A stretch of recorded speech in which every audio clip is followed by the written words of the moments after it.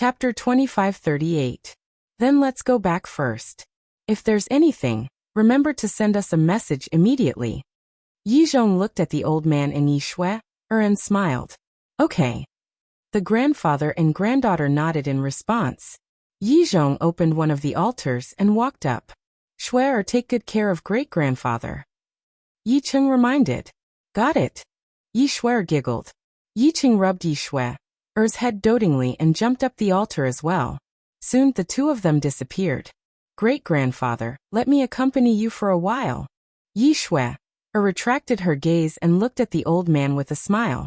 Okay. Great-grandfather also wants to have a good chat with you. The old man in sackcloth smiled and pulled Yi Shui towards the river. Chat about what? Yi Shui was suspicious. The old man said.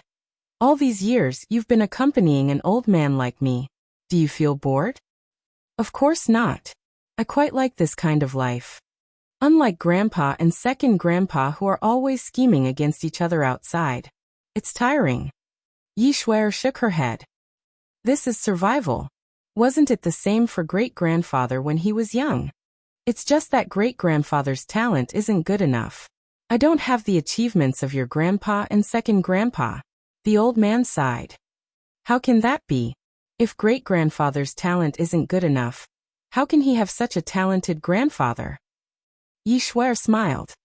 In our Yi family, your grandfather is an exception. Because in our Yi family, there has never been such a talented person. For example, your second grandpa's talent is far inferior to your grandfather's. Although your grandfather is now working for the dragons, we can't have other thoughts. Because without your grandfather, we wouldn't have such a comfortable life. The old man said. Shui knows. Yi Shui nodded. Of course. We can't let your grandfather shoulder everything. Besides, your grandfather is already so old. Many people want to help, but they can't. You're the only descendant of our Yi family. From now on, the Yi family will rely on you. The old man said. How can that be? Grandfather is quite young. Yi Shui smiled. The old man smiled and said. If your grandfather hears this, he will definitely be very happy. However, you should also make preparations for your life. What should I prepare? Yi Shui was doubtful. Great-grandpa's lifespan has been extended to 100,000 years.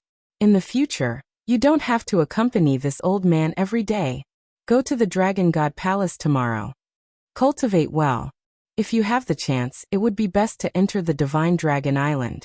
I heard from your grandfather that the Divine Dragon Island has a time array. You'll grow faster this way. The linen-clothed old man smiled. Yi Shui was slightly taken aback. She hurriedly asked. Great-grandfather, are you chasing me away? How could great-grandfather bear to chase you away? Great-grandfather wants to let go of your hand and let you go out and explore as much as you want. The old man in sackcloth said dotingly. I'm not going. Yi Shui shook her head. Why? The linen-clothed old man was suspicious. I want to accompany great-grandfather. 100,000 years isn't that long. Yi Shui said. You little girl. The linen-clothed old man shook his head and said with a smile. Then how about this? Great-grandfather promises you that you'll work hard in your cultivation in the future. As long as great-grandfather breaks through to the half-step imperishable realm, it's basically equivalent to having an eternal lifespan. Really? Yi Shui looked at the linen-clothed old man in surprise. Will great-grandfather lie to you? But it depends on whether great-grandfather has the ability. After all, this imperishable realm is the biggest hurdle for living beings in the world. The linen-clothed old man said. Shui believes that you can definitely do it. Yi Shui said. The linen-clothed old man asked. Then you've promised great-grandfather? How dare I not listen to great-grandfather's words? After a while, I'll accompany you again and report to the Dragon God Palace. Yi Shui smiled playfully. Okay. The linen-clothed old man nodded. The Dragon God Palace. On the stone stairs, Yi Zhong suddenly stopped, turned his head to look at Yi Cheng behind him, and asked in confusion. You seem to have something to say along the way. Do you have something to say? Yi Cheng's expression stiffened, and he said with a smile, You saw through it. We grew up together. How can I not see through it? Yi Zhong rolled his eyes at him and said, "Just say what you want to say." Yi Qing pondered and didn't say anything. In the end, he gritted his teeth and said in a low voice, "Big brother, have you ever thought about a question? You've worked for the dragons for so many years, is it worth it?" "What did you say?" Yi Zhong immediately shouted and hurriedly looked down the stone stairs. Seeing that there was no one, he let out a sigh of relief. Yi Qing lowered his head, not daring to look at Yi Zhong directly. Yi Zhong looked at Yi Qing and transmitted his voice. "Why did you suddenly have such an idea?" "I don't know either. It's just a sudden impulse. I feel that these dragons are not as good as we think." Yi Qing shook his head. Hearing this, Yi Zhong was silent for a while, and said to himself, "You can't have such thoughts again, okay? It will kill our family." "All right." Yi Qing nodded. Returning to the Dragon God Palace, Yi Zhong opened the altar. After watching Yi Zhong leave, Yi Qing sighed in his heart, and also opened an altar, descending into the sky above the valley. "Li Bu," Yi Qing said. Soon, Qin Feiyang walked out of the cave and smiled. "So it's Deputy Palace Master, please come in." Yi Qing walked into the cave. Qin Feiyang glanced at the valley outside, and also returned to the cave. Qin Feiyang looked at Yi Qing and smiled. "Since you two brothers have returned, has the 10th elder and the white-clothed woman already left the Dragon God Palace?" "They left yesterday," said Li Tianlan. "I have to say you're really amazing, making the 10th elder so miserable in the Dragon God Palace." Yi Qing shook his head. He asked for it. "If it weren't for the Dragon God Palace, I would have killed him." Qin Feiyang snorted coldly. "You have a grudge with the 10th elder?" Yi Qing looked at him suspiciously. "Yes. When I left the North Sea and entered the north, I was intercepted by him, and I had already killed him. Unfortunately, he left his divine consciousness on the Divine Dragon Island, so I didn't really get rid of him." Qin Feiyang shook his head regretfully. "I see." Yi Qing nodded and smiled. "Thank you." "What are you thanking me for?" Qin Feiyang was stunned. Yi Qing said, "Of course, thank you for saving my old father. Speaking of this matter, I really have to blame you for it. You don't trust me that much? If you had told me the truth when you left the Dragon God Palace, would it have taken so long? If I hadn't happened to meet Yi Shui, you would have regretted it for the rest of your life." Qin Feiyang glared at him. Yes. It's my fault." Yi Qing smiled bitterly and said, "Shui also told us about how she saved you. This is fate." Qin Feiyang asked, "Then does she know that I am Qin Feiyang?" "No." Yi Qing shook his head. "That's good." Qin Feiyang nodded. "However, you have to be careful of my big brother. He will probably set a trap to lure you out." Yi Qing said. "With you as my spy, what am I afraid of?" Qin Feiyang smiled faintly. "I can't know everything, so it's better to be careful. And just now, before entering the Dragon God Palace, I also asked my big brother, 'Is it worth it to work for the dragons?' Yi Qing asked. How did he answer?" Qin Feiyang was stunned and hurriedly asked. "He didn't say anything. This big brother of mine, although I grew up with him, I never knew what he was thinking in his heart." Yi Qing shook his head. "Then it seems that it won't be easy to persuade him. Do we really have to make a move?" Qin Feiyang muttered. "Make a move?" Yi Qing was surprised. "You should understand a principle. If you can't be friends, you can only be enemies," Qin Feiyang said. Yi Cheng's heart trembled. The meaning of this was very obvious. If they couldn't be friends, they could only be eliminated. "But don't worry, I will try my best to persuade him. After all, he is not only your big brother now, but also my master in name. I can't do something like deceiving my master. If there's a chance, you should talk to him more and see what he is thinking in his heart." Qin Feiyang smiled. Yi Qing nodded and said, "If there's nothing else, I will return to the assignment hall first." Go. Qin Feiyang waved his hand. Yi Qing turned and left. "Wait." Qin Feiyang suddenly spoke with a thoughtful look in his eyes. "What's wrong?" Yi Qing turned back and looked at him. Qin Feiyang raised his head and asked, "Your cultivation is at the Great Perfection 9th Heaven stage, right?" "Yes." Yiqing nodded. Then go find your big brother, and ask him to send someone to guard the first island. Qin Feiyang said. Why? If I guard the first island, it will bring you a lot of convenience. Yiqing was puzzled. If it was before, you would indeed bring me a lot of convenience by guarding the first island. But now there is no need for that. Now I am your big brother's disciple. Who dares to cause trouble for me? Qin Feiyang smiled. Yiqing was stunned. According to what you said, I have lost my value? The value of a person is endless. I made this arrangement because I want you to enter the Black Tortoise world to cultivate in seclusion. Now that you have opened the door of potential, you have been reborn in all aspects. In addition to the Fire Lotus, Hui Feng Daji, and the guidance of a group of heaven-defying divine artifacts, I believe that it will not be long before you can step into the imperishable stage. Qin Feiyang smiled. So that's how it is. Okay, I will go find my big brother tomorrow morning. Yiqing came to a sudden realization. Then he happily turned around and left. In fact, Qin Feiyang's plan was very simple. First of all, Yiqing followed him, so he must be responsible for Yiqing. Moreover, Yiqing was the one who asked him to use the slave seal to control him. With this sincerity, he would not let Yiqing down. Second of all, the higher Yiqing's cultivation, the more weight he would have in Yizhong's heart, and the chances of persuading Yizhong in the future would naturally be greater.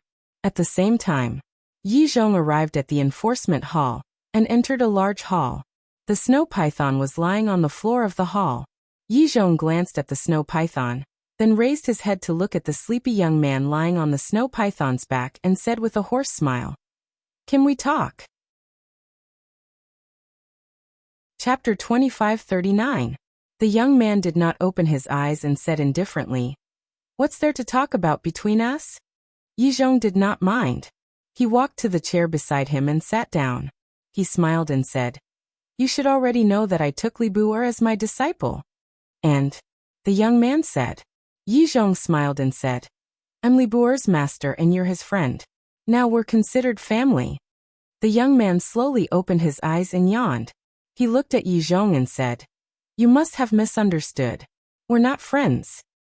"Not friends?"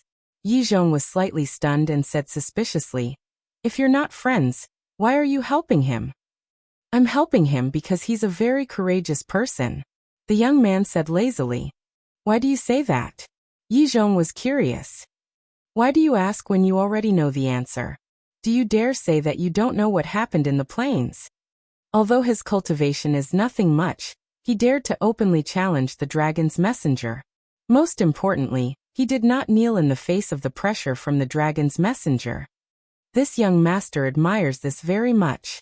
The young man said indifferently. Yizhong nodded and said with a smile, "It seems that I wasn't wrong. He's indeed a talent." "I don't know if he's a talent, but he has some backbone." After saying that, the young man closed his eyes. Yizhong looked at the young man and did not say anything else. He turned and left. The purpose of his visit was to confirm the relationship between the two of them. Now that he had achieved his goal, there was naturally no need to continue staying. The next day, Yiqing came to Qin Feiyang and entered the ancient castle to cultivate. As for the person who replaced him to guard the first island, it was an elder of the tribunal council. Time flew by. Half a month passed. Qin Feiyang had been cultivating in seclusion for half a month. However, half a month outside was equivalent to 1,500 years in the ancient castle and the Black Tortoise world. The current Black Tortoise world was about the same size as the North region. Of course, this did not include the Heavenly Dragon Sea. After all, just the Heavenly Dragon Sea was several times larger than the Northern region. The number of humans and ferocious beasts in the Black Tortoise world had also multiplied after hundreds of thousands of years of development. Furthermore, the Fire Lotus also divided the Black Tortoise world into 4 regions. They were the Eastern Domain, Western Domain, Northern Domain, and Southern Domain. The 4 great domains were centered around the Devil's Land. In the eyes of the living beings of the Black Tortoise world, the demonic land was no longer just a forbidden area, because now they all knew that Qin Feiyang lived in the Devil's Land. So now, with Pai Lupi and Theta Wang giving the orders, No one dared to enter the devil's land again. Of course. After all these years of discoveries, the black tortoise world's spirit veins and crystal veins had grown to an astonishing level. For example, the Devil's Land had already given birth to several level 7 God-class soul veins and crystal veins. The current black tortoise world was a paradise. That morning, a white-clothed woman walked up the stone steps. Who is she? So beautiful. Wait, I think I've seen her before. Half a month ago, she went to find Li Bu. When the passing disciples saw the white-clothed woman, they couldn't take their eyes off her. This Li Bu, what kind of luck did he have? It feels like all the good things have fallen on his head. Several people were envious and jealous. The white-clothed woman ignored everything and walked to the entrance of the Dragon God Palace. Grandfather. In the square, Yi Zhong sat cross-legged on the ground. The white-clothed woman looked at Yi Zhong and called out softly. That's right. The white-clothed woman was Yi Shui. What? Grandfather? What's the situation? When they heard how Yi Shui addressed Yi Zhong, several disciples were shocked. Yi Zhong was slightly stunned, opened his eyes, turned his head to look at Yi Shui, standing outside the door, and asked suspiciously, Shui, why are you here? Great-grandfather asked me to come to the Dragon God Palace to explore. Yi Shui said helplessly. Hearing this, Yi Zhong couldn't help but smile bitterly, got up and walked to Yi Shui's side, looked at the stunned disciples and frowned. What are you looking at? Their faces changed, and they immediately turned and ran. Yi Zhong retracted his gaze, lowered his head to look at Yi Shui, and said angrily, Aren't you messing around? Hurry up and go back. Do I dare to disobey great-grandfather's orders? Why don't you go and talk to great-grandfather? Yi Shui said in distress. In fact, she didn't want to come to the Dragon God Palace, because she was very disgusted with the Dragon God Palace's atmosphere of scheming and fighting for fame and fortune. Me? Yi Zhong couldn't help but be distressed. He knew the old man's personality better than Yi Shui. As long as the old man decided on something, even 10 cows couldn't pull him back. Shower, this old man is here to find you. Suddenly, an old voice sounded at the bottom of the stone stairs.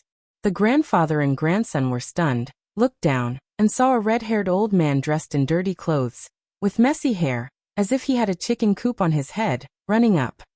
Initial immortal level. Yi Zhong's pupils shrank. What? He's an initial immortal level. Yi Shui was surprised. Yes. Yi Zhong nodded. Initial immortal level. Grandpa, your cultivation is stronger than his. There's no need to be so surprised, right? Yi Shui said telepathically. This old man's cultivation is indeed stronger than his, but this old man has never seen him before. Yi Zhong frowned. Even you haven't seen him before? Yi Shui was surprised. That's why Grandpa finds it unbelievable. There's actually someone this old man hasn't seen before. Yi Zhong whispered. Xiao, where are you? The red-haired old man shouted as he rushed to the top of the stone stairs. You are. Yi Zhong shielded Yi Shui behind him and looked at the red-haired old man. The red-haired old man was stunned, looked at Yi Zhong, grabbed his messy hair, and said, You seem to be Yi Zhong? You know this old man? Yi Zhong was surprised. The red-haired old man picked his nose and said sloppily, Who doesn't know the Grand Hallmaster of the Dragon God Palace? Then you are? Yi Zhong was suspicious. This old man is just a wild crane, not worth mentioning. I'm Shower, do you know him? The red-haired old man said. Wild crane? Yi Zhong was stunned and asked suspiciously, Who's Shower? Shower is Li Bu.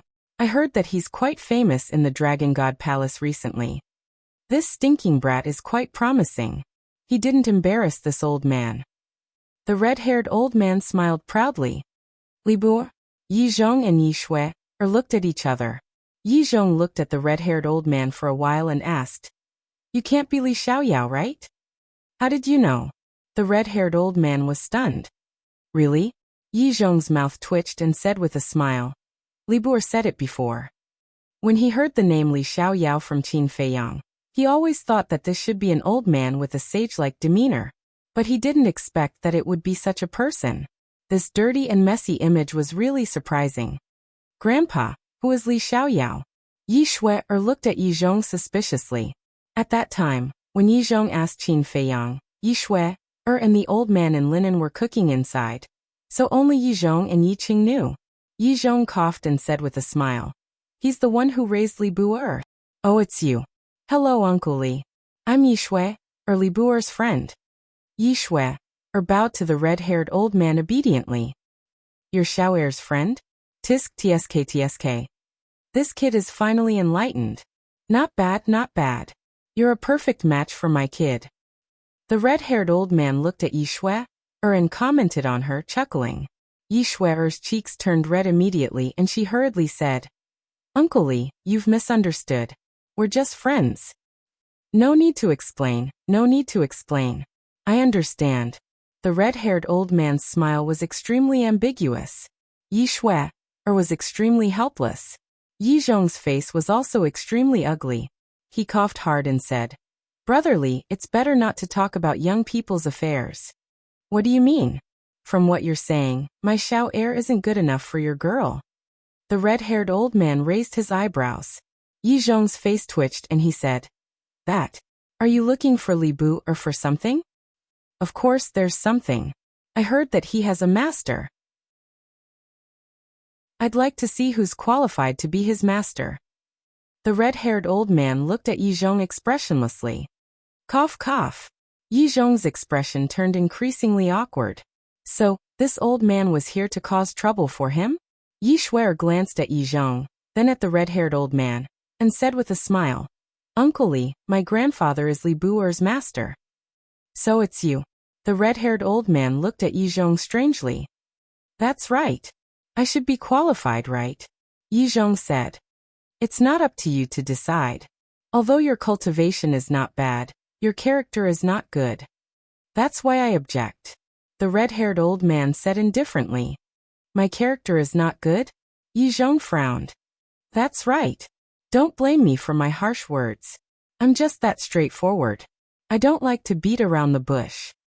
Your cultivation is indeed strong, but you're willing to be the dragon's lackey. Do you know how the world scolds you behind your back? Lackey, lackey, scum of the human race. If Xiaoer takes you as his master, doesn't that mean he's also the dragon's lackey? I don't want Xiao to bear such a bad name for the rest of his life." The red-haired old man snorted coldly. When Yi Zhong heard this, his face turned extremely ugly. Yi Shui also glared at the red-haired old man angrily. Although her grandfather was indeed working for the dragons, to be scolded so mercilessly in front of his face, anyone would be angry. Whether you like to hear it or not, this is the truth. Although I'm an idle person who doesn't like to care about the grudges between humans and dragons, I still want to save my face. I don't want to be scolded behind my back when I walk on the streets in the future. Hey, look, isn't that the person who raised Li Bu? Look, he raised a lackey. Forget it. There's no point in telling you. Can I trouble you to call Xiaoer out? I want to teach him a lesson. What did I tell him before I left? A person must have a backbone and not curry favor with those in power. Have you forgotten it in the blink of an eye?" The red-haired old man said angrily, blowing his beard and glaring. Chapter 2540. Yi Zhong was so angry that his face turned red. The moment he came, he humiliated him, not giving him any face at all.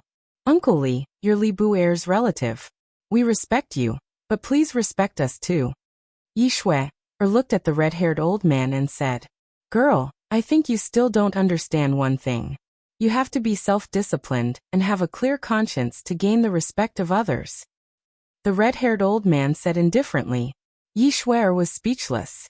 Even though this person looked rude and unreasonable, every word that he said seemed to make sense if one thought about it carefully. "So, you came to the Dragon God Palace today to find trouble with me?" Yi Zhong said. "I wouldn't dare. You're a major Undying Realm expert. I'm a beginner imperishable, but in front of you I'm like an ant." The red-haired old man said. "Don't be so sarcastic. Do you know that I took Li Bu as my disciple to save him?" Yi Zhong said in a deep voice. "Save him?" The red-haired old man frowned. "It seems that you didn't inquire about the details." If it weren't for me, Li Bu'er might have died in the hands of the dragons. Tell me the truth. I don't have a good impression of Li Bu'er, but I can't help it. He's my benefactor, Yizhong's benefactor. Yizhong said. Benefactor? What's going on? The red-haired old man frowned. He saved my father's life. Otherwise, do you think I would help him? Yizhong sneered. I didn't expect you to be someone who knows how to repay kindness. The red-haired old man was stunned. Have you had enough? Don't push your luck. Yizhong said angrily. Don't be angry, don't be angry. Since you're helping him, then let's forget about this matter. But I still hope that you can think about it. After all, you still have a granddaughter.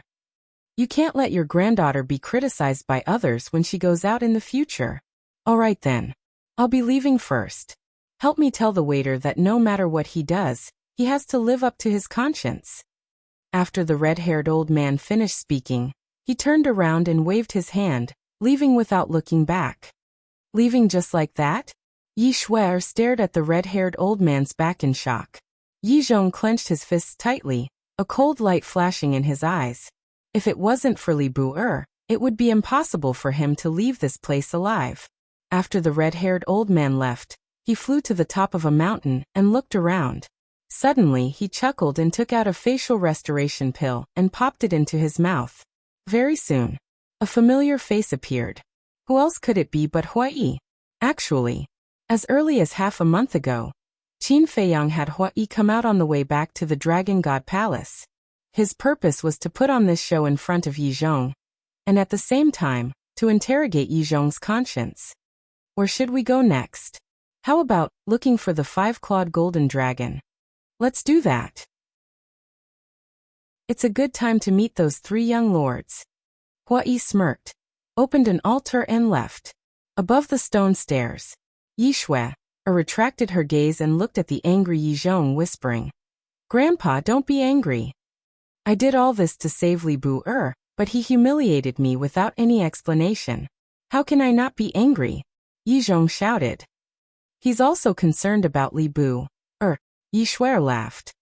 You can insult others just because you care about them? Yizhong was very angry. Who did he offend? Yi Shuer shook her head and smiled bitterly. This Li Xiaoyao was really difficult to get along with. Yizhong suddenly looked at Yi Shuer and said, Shuer, do you also think that it's a shame for Grandpa to work for the dragons? Grandpa, what are you thinking about? I've never thought of it that way. Yi Shuer hurriedly said. Really? Yizhong looked at her and asked. Really? I know that Grandpa must have his own reasons for doing this. So no matter what, I'll support you silently behind your back. Yi Shuer smiled. Thank you. Yizhong rubbed Yi Shuer's head and smiled happily. Yi Shuer giggled and asked. Then what about me entering the Dragon God Palace? Who dares to go against the old master's decision? Yizhong sighed helplessly, took out the milky white token, and handed it to Yi Shuer. You know how important this token is, take good care of it. You've given me the token, what about you? Yi Shuer was stunned and asked. I'll ask for another one from the revered dragon. Coincidentally, I have something to do and need to make a trip to the Divine Dragon Island. You go in first. As for Li Bu'er, it's better for you to keep a distance from him, lest others misunderstand. After Yizhong finished speaking, he rushed down the stone stairs. Misunderstand? Yi Shuer was stunned and shook her head with a bitter smile. That's right. Wasn't she already misunderstood? I didn't expect her to be the Grand Hall Master's granddaughter. What a surprise. No wonder she went to find Li Bu'er. Li Bu'er is the Grand Hall Master's disciple, so she and Li Bu'er can be considered family. I'm still a little envious. As the saying goes, the pavilion closest to the water enjoys the moonlight first. If this Li Bu'er were to win her heart, he would truly have a meteoric rise. When Yi Shuer entered the first island, she immediately caused a commotion. Her identity had also been spread around by those disciples, and everyone knew about it. In the valley, outside the cave, Qin Feiyang looked at Yi Shuer, who descended from the sky and said, Why are you here at the Dragon God Palace again?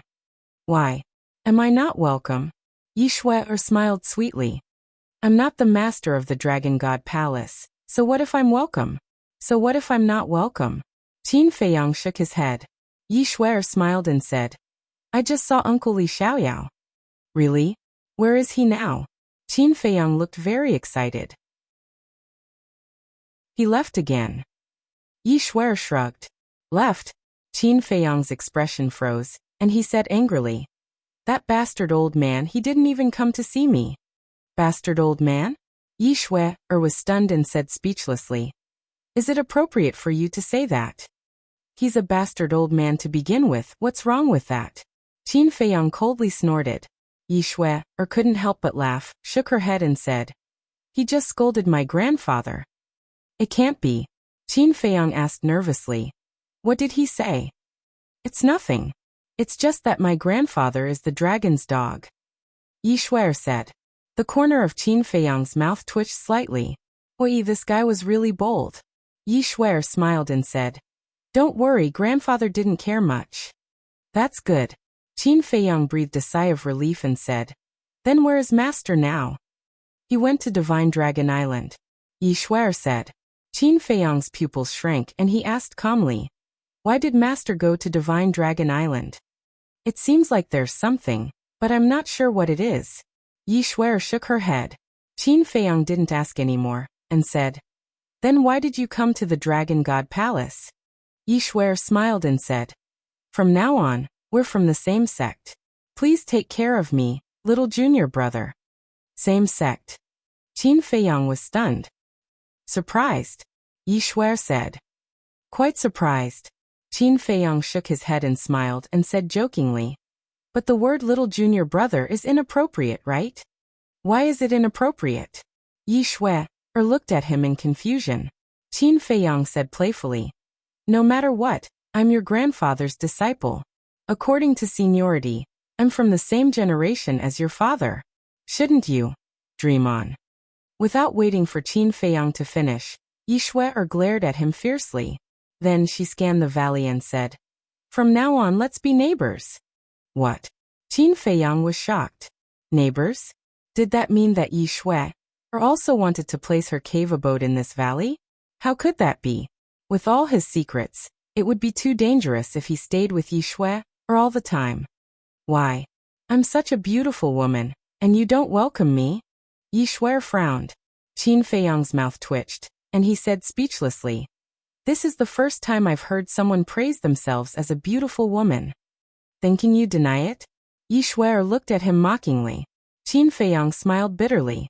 He couldn't deny that Yi Shuai was indeed beautiful. She was like a snow lotus, sacred and elegant. However, they couldn't be neighbors. Shuai, look, your master's granddaughter. You have a noble status. How can you live in such a place? Your cave abode must be on the 10th island. Only the 10th island is worthy of you. Qin Feiyang said with a smile. Aren't you grandfather's disciple too? If you can live here, why can't I? Besides, grandfather asked you to go to the 10th island. Didn't you refuse? Yi Shuai pouted. Qin Feiyang didn't know how to respond for a moment. Cut the crap. Hurry up and help me open up a cave abode. Yi Shuai scanned the valley and finally pointed at the opposite side of Qin Feiyang's cave abode. Let's do it there. Aren't you afraid that others will misunderstand that there's something between us? Qin Feiyang was helpless. What's there to be afraid of? Yi Shuai said with a faint smile. Qin Feiyang sighed silently. It seemed that this woman was determined to build her cave abode in the valley. Wait a minute. This woman couldn't have been ordered by Yi Zhong to spy on him, right? That didn't seem right.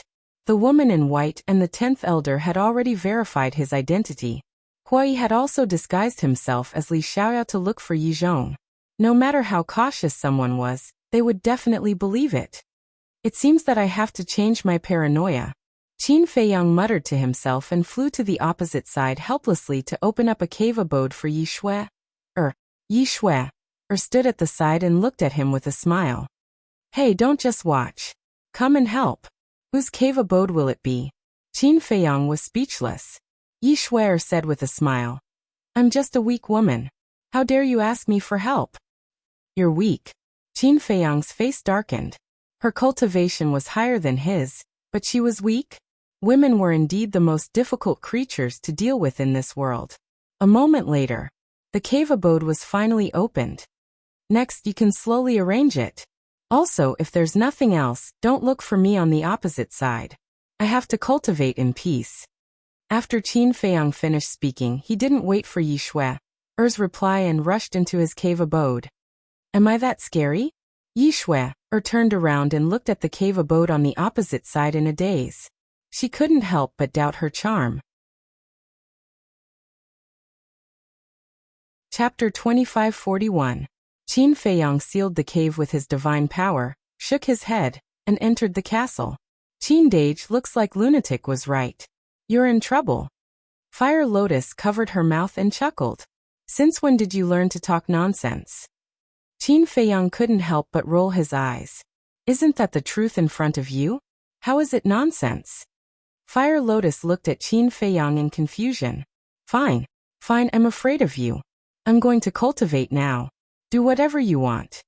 After Qin Feiyang finished speaking, he went straight into the cultivation room. Fire Lotus shook her head and chuckled. It was rare to see Qin Feiyang in such a sorry state. The granddaughter of the Grand Hall Master came to the Dragon God Palace? Are you sure? Of course.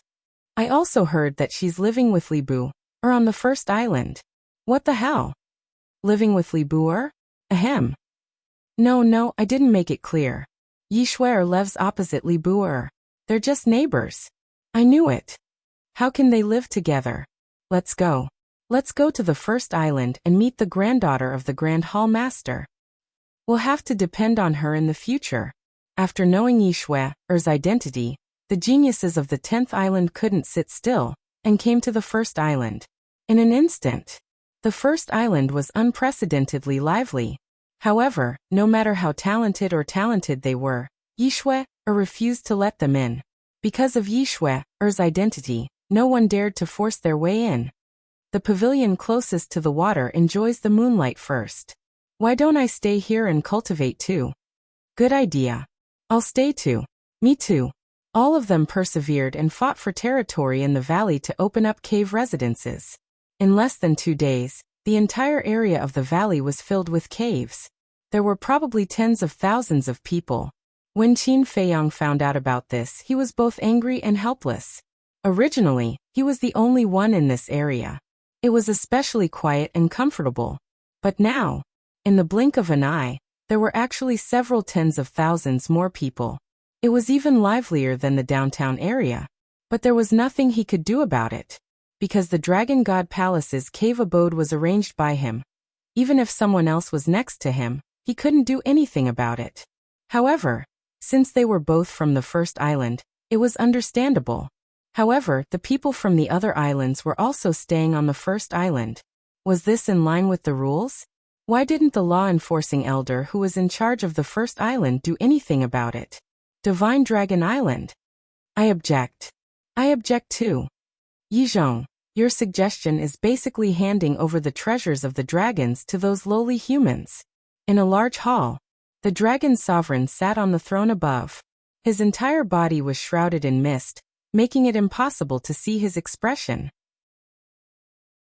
However, the various ancestral dragons below were staring at Yi Zhong with righteous indignation.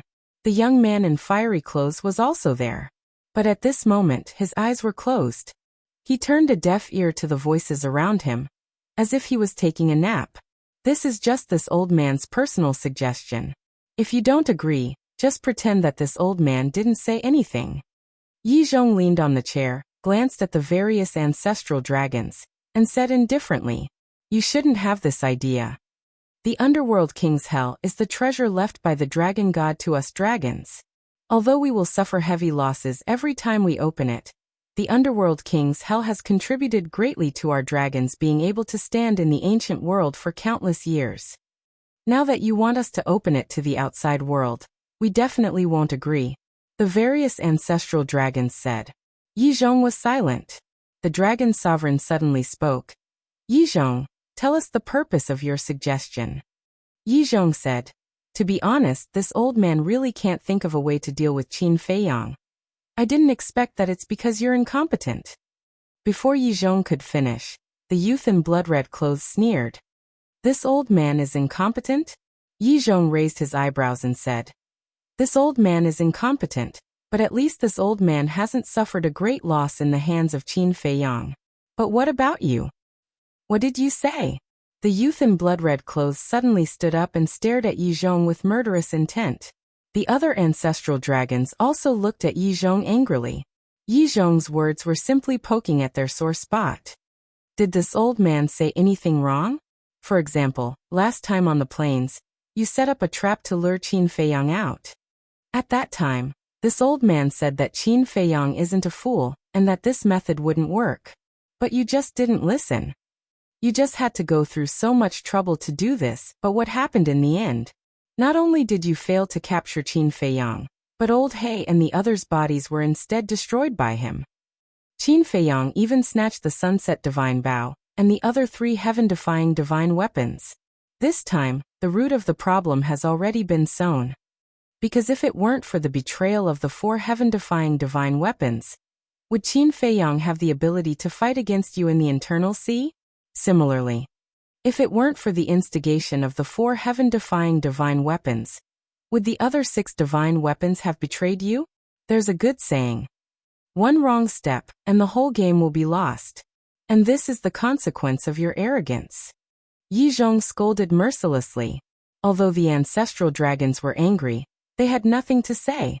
The youth in blood-red clothes suddenly laughed and said, Old man Yi, save some face for them. The ancestral dragons glared at the youth in blood-red clothes angrily. However, the youth in blood-red clothes didn't open his eyes from beginning to end, so the ancestral dragons couldn't vent their anger. Face is earned by oneself, not given by others. Yi Zhong snorted coldly. How stubborn. The youth in blood-red clothes shook his head. That's enough. Yi Zhong, continue what you didn't finish before. Long Zun said. Although Qin Feiyang is young, in terms of intelligence, I'm afraid even we can't compare to him. If we just search blindly, we won't be able to find him. Moreover, even if we find him, what can we do? Now, with the Sunset Divine Bow and the other heaven-defying divine weapons helping him, unless we take out the Sovereign Divine Weapon, we can only be killed in front of him. But other than the Dragon God, who can control the Sovereign Divine Weapon? That's why I thought of the Nether King's Hell. First of all, the Nether King's Hell is an independent space. No matter how we fight in it, it won't affect the innocent. Yi Zhong was interrupted by the youth in blood-red clothes. He sneered and said, So after all this time, you're worried about implicating those lowly humans. Yi Zhong, it seems like you're not that loyal to us dragons. What a joke. If an all-out war really breaks out, do you think Divine Dragon Island will be safe? Don't forget how Qin Feiyang broke the Sovereign's divine realm. Yi Zhong said angrily. The youth in blood-red clothes flew into a rage out of humiliation. Shut up. Let him finish. The dragons shouted. The youth in blood-red clothes' expression changed slightly. He glared at Yi Zhong with resentment. Yi Zhong looked at him indifferently and continued. Secondly, the Nether King's Hell itself is very dangerous. We might not even need to do anything and Qin Feiyang will die in there. That's true. The youth in blood-red clothes nodded. Lastly, this is the most important point. You all know the rules and restrictions of the Nether King's Hell. We can't revive any heaven-defying divine weapons, or use any heaven-defying divine arts. Even if we take them out, we will be attacked by the power of the rules. Therefore, I think that entering the Nether King's Hell is the most effective and easiest way to get rid of Qin Feiyang. Yi Zhong finished in one breath and looked at Longzuan, waiting for his decision. Longzuan pondered for a moment and asked, But what if we can't get rid of him in the Nether King's Hell? What else can we do? If we can't kill him in the Nether King's Hell, it means that his ability is above that of the dragons. When the time comes, we can only ask the Dragon God for help. Yi Zhong shook his head and said, Your father fell silent. The youth in blood-red clothes finally opened his eyes. He looked at the ancestral dragons and said with a smile, No matter what you all think, I think Yi Zhong's plan is feasible. Nonsense. Of course you think it's feasible. You and Yi Zhong are outsiders after all. The youth in blood-red clothes snorted. Alright, do as you wish. Pretend I didn't say anything. The youth in blood-red clothes closed his eyes. Out of sight, out of mind. Since he's an outsider, I have no right to interfere with the matters of the dragons. Do as you see fit. After saying that, Yizhong also closed his eyes. You. The youth in blood-red clothes stared at the two of them angrily. But before he could say anything, he felt a cold gaze locked on him. He froze and quickly looked at Longzuan. I'm sorry. If you dare to say anything else, I'll kill you, Longzuan said with a murderous look. Yes. The youth in blood-red clothes was stunned.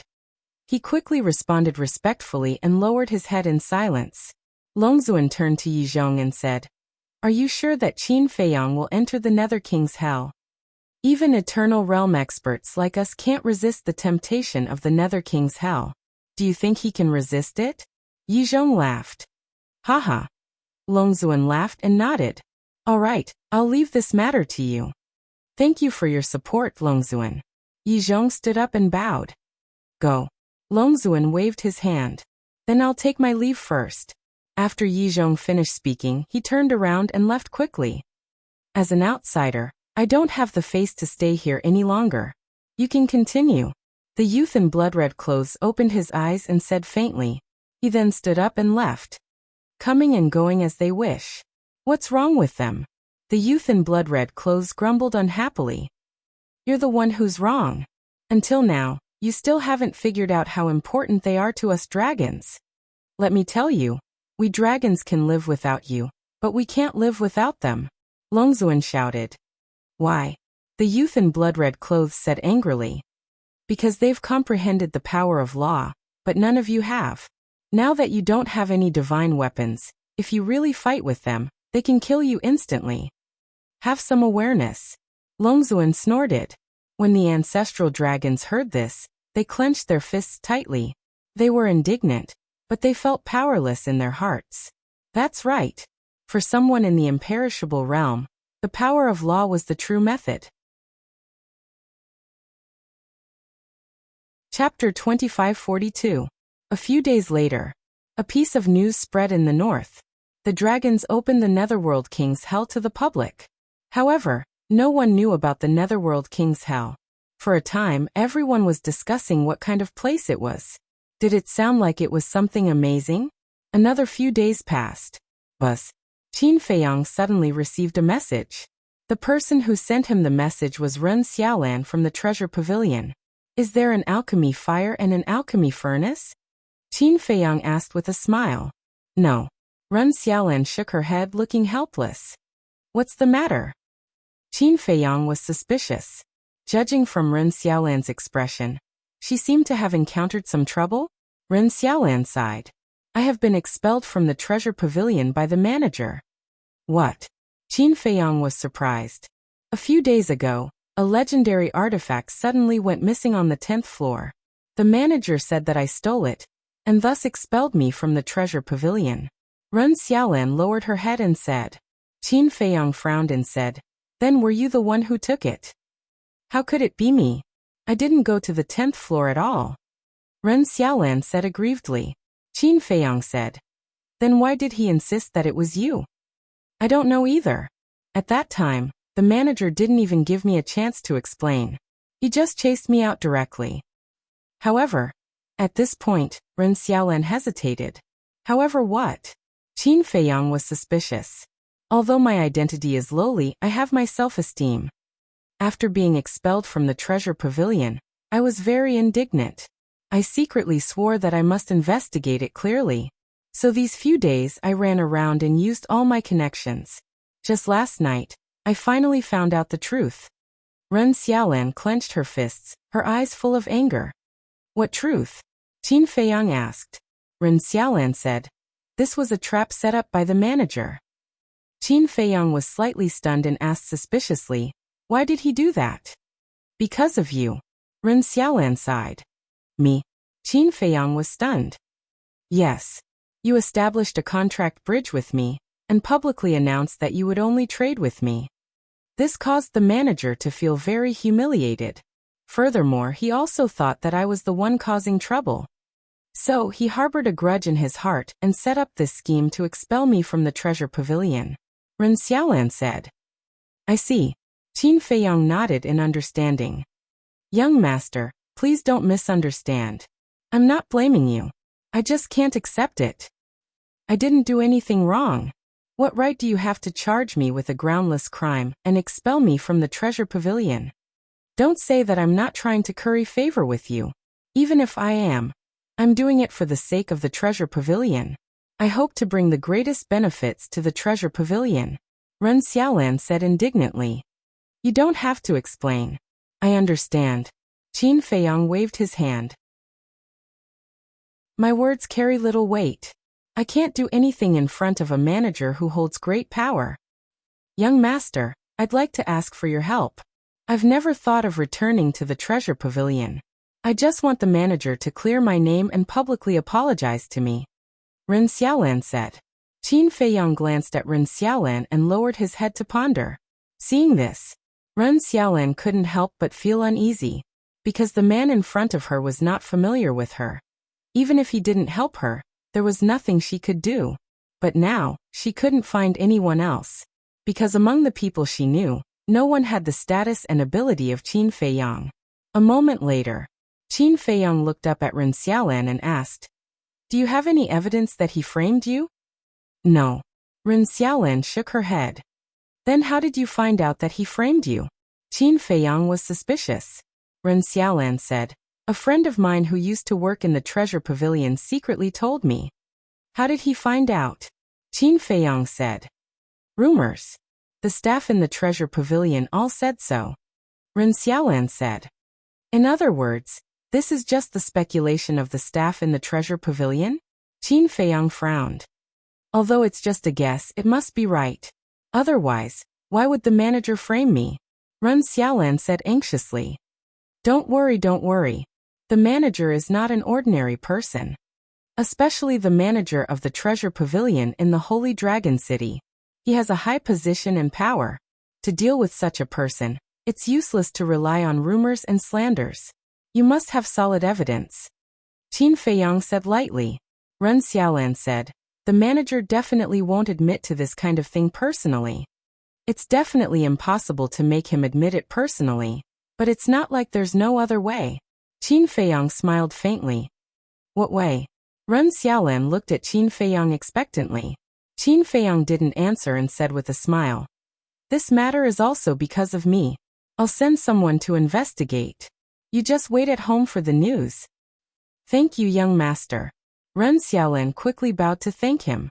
Qin Feiyang smiled and turned off the image crystal. A cold light flashed in his eyes. Back then, he had said in public that he would only trade with Ren Xiaolan. But then the manager set up a trap to frame Ren Xiaolan. Wasn't he deliberately making him lose face? Wait and see. There will be a time when you cry. Qin Feiyang activated the image crystal again. Buzz.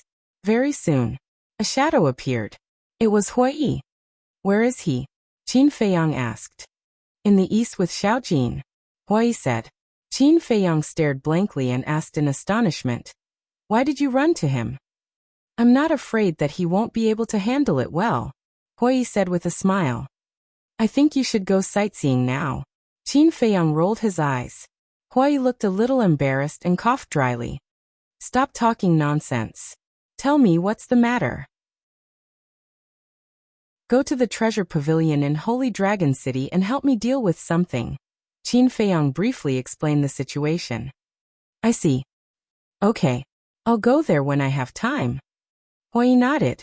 Qin Feiyang asked. Did you find anything in the east? Yes. Those two people, one is called Du Yintian and the other is called Wu Baichuan.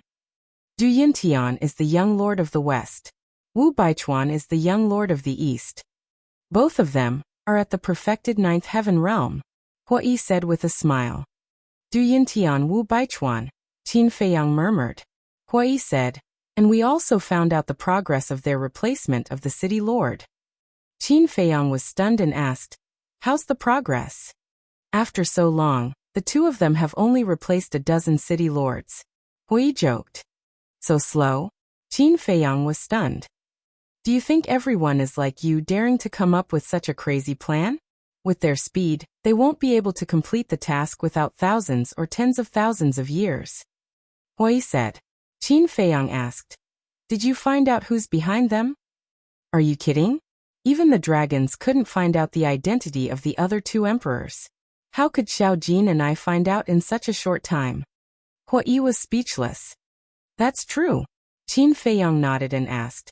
What about the divine generals behind them? I didn't find out.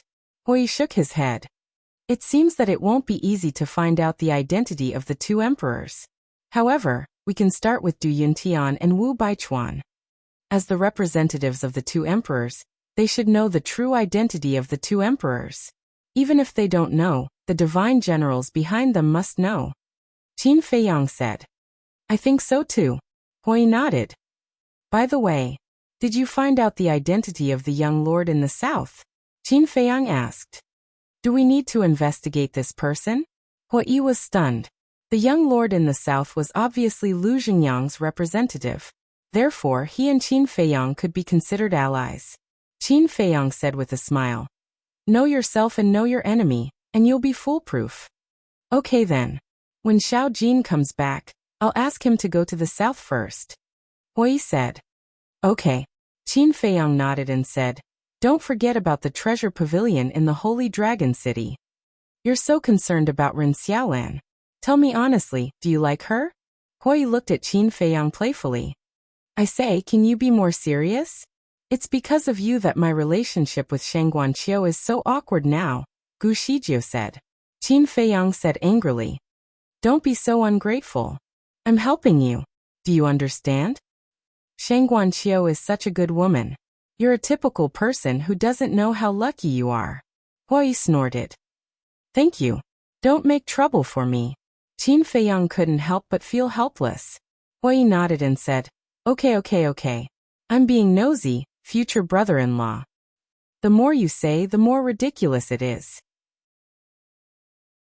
Qin Feiyang turned off the image crystal directly. The matter between him and Shangguan Fenglan had not been resolved yet, and he was still in the mood to matchmake him and Shang Guanqiu? This person was really bored. Dong! Suddenly, there was a knock on the door.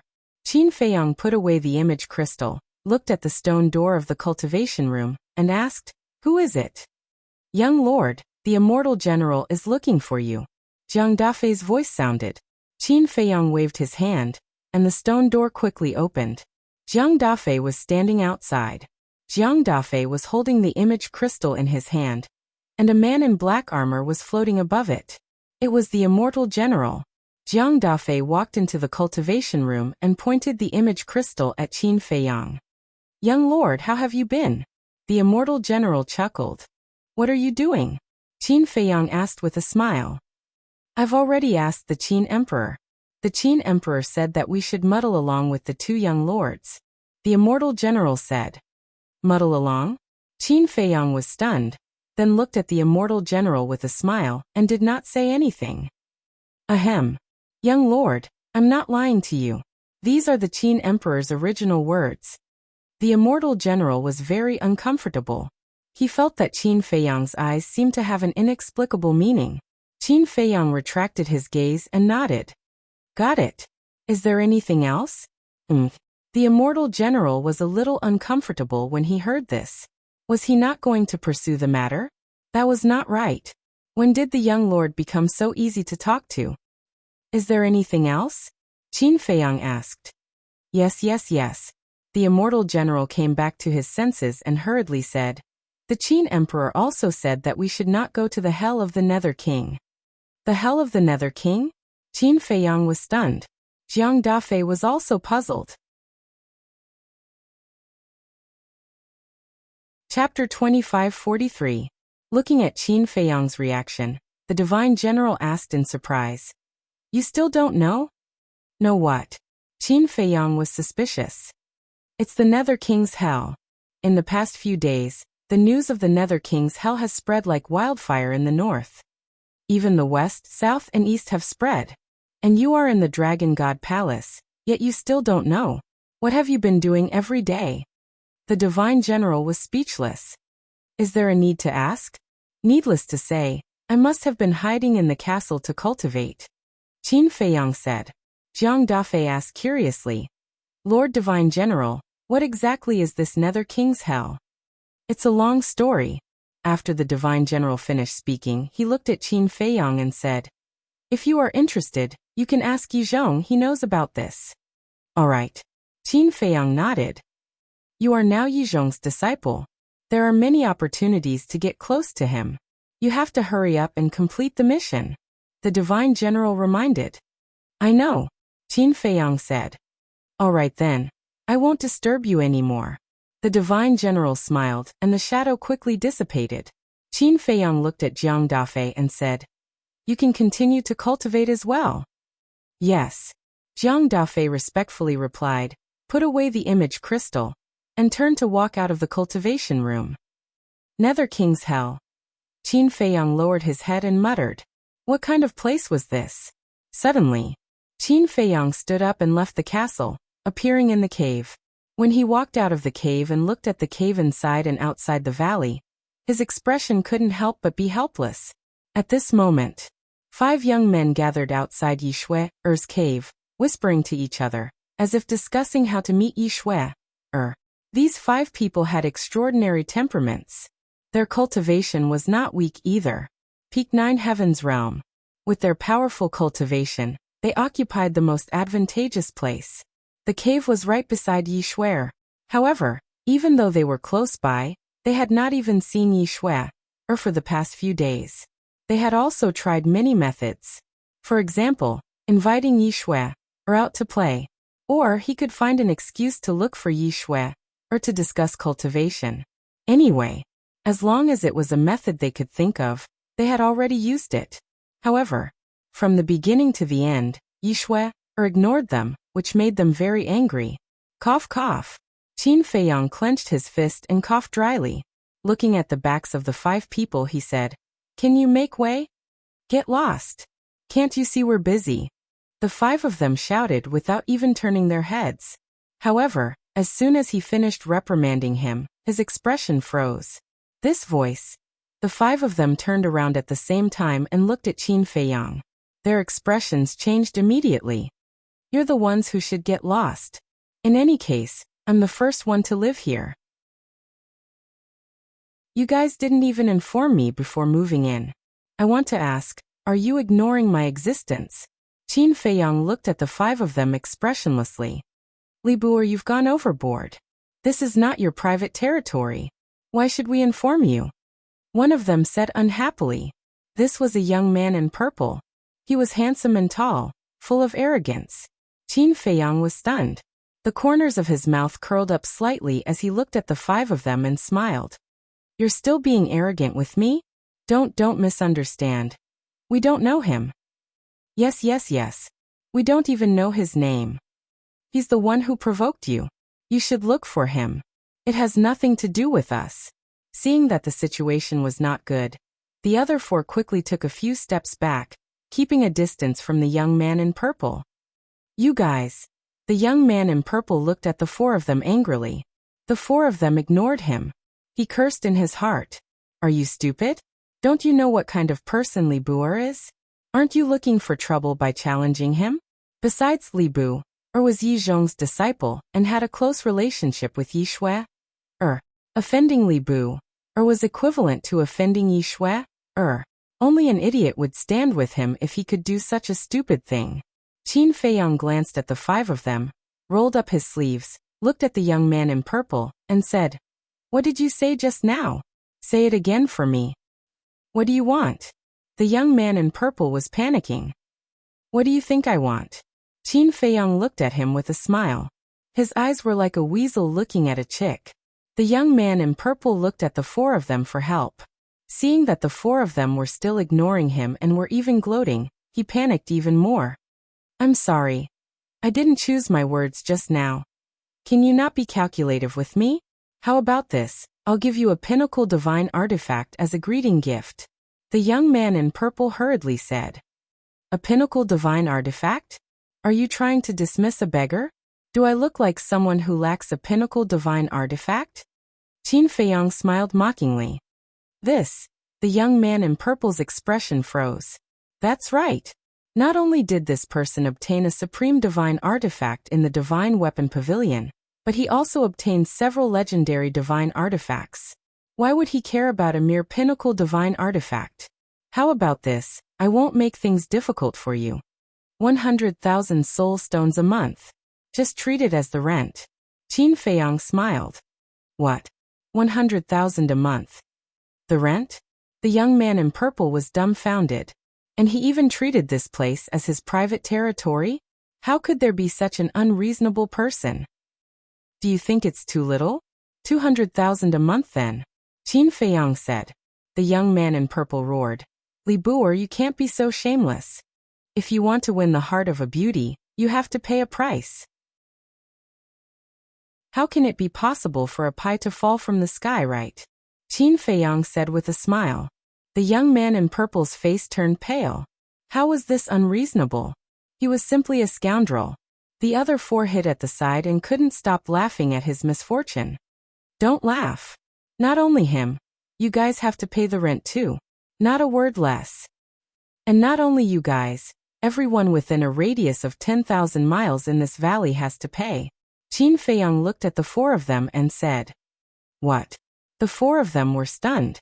Did he really think that this was his backyard? It's settled then. I'll have to trouble you guys to help me collect the rent. If anyone doesn't pay, just chase them away.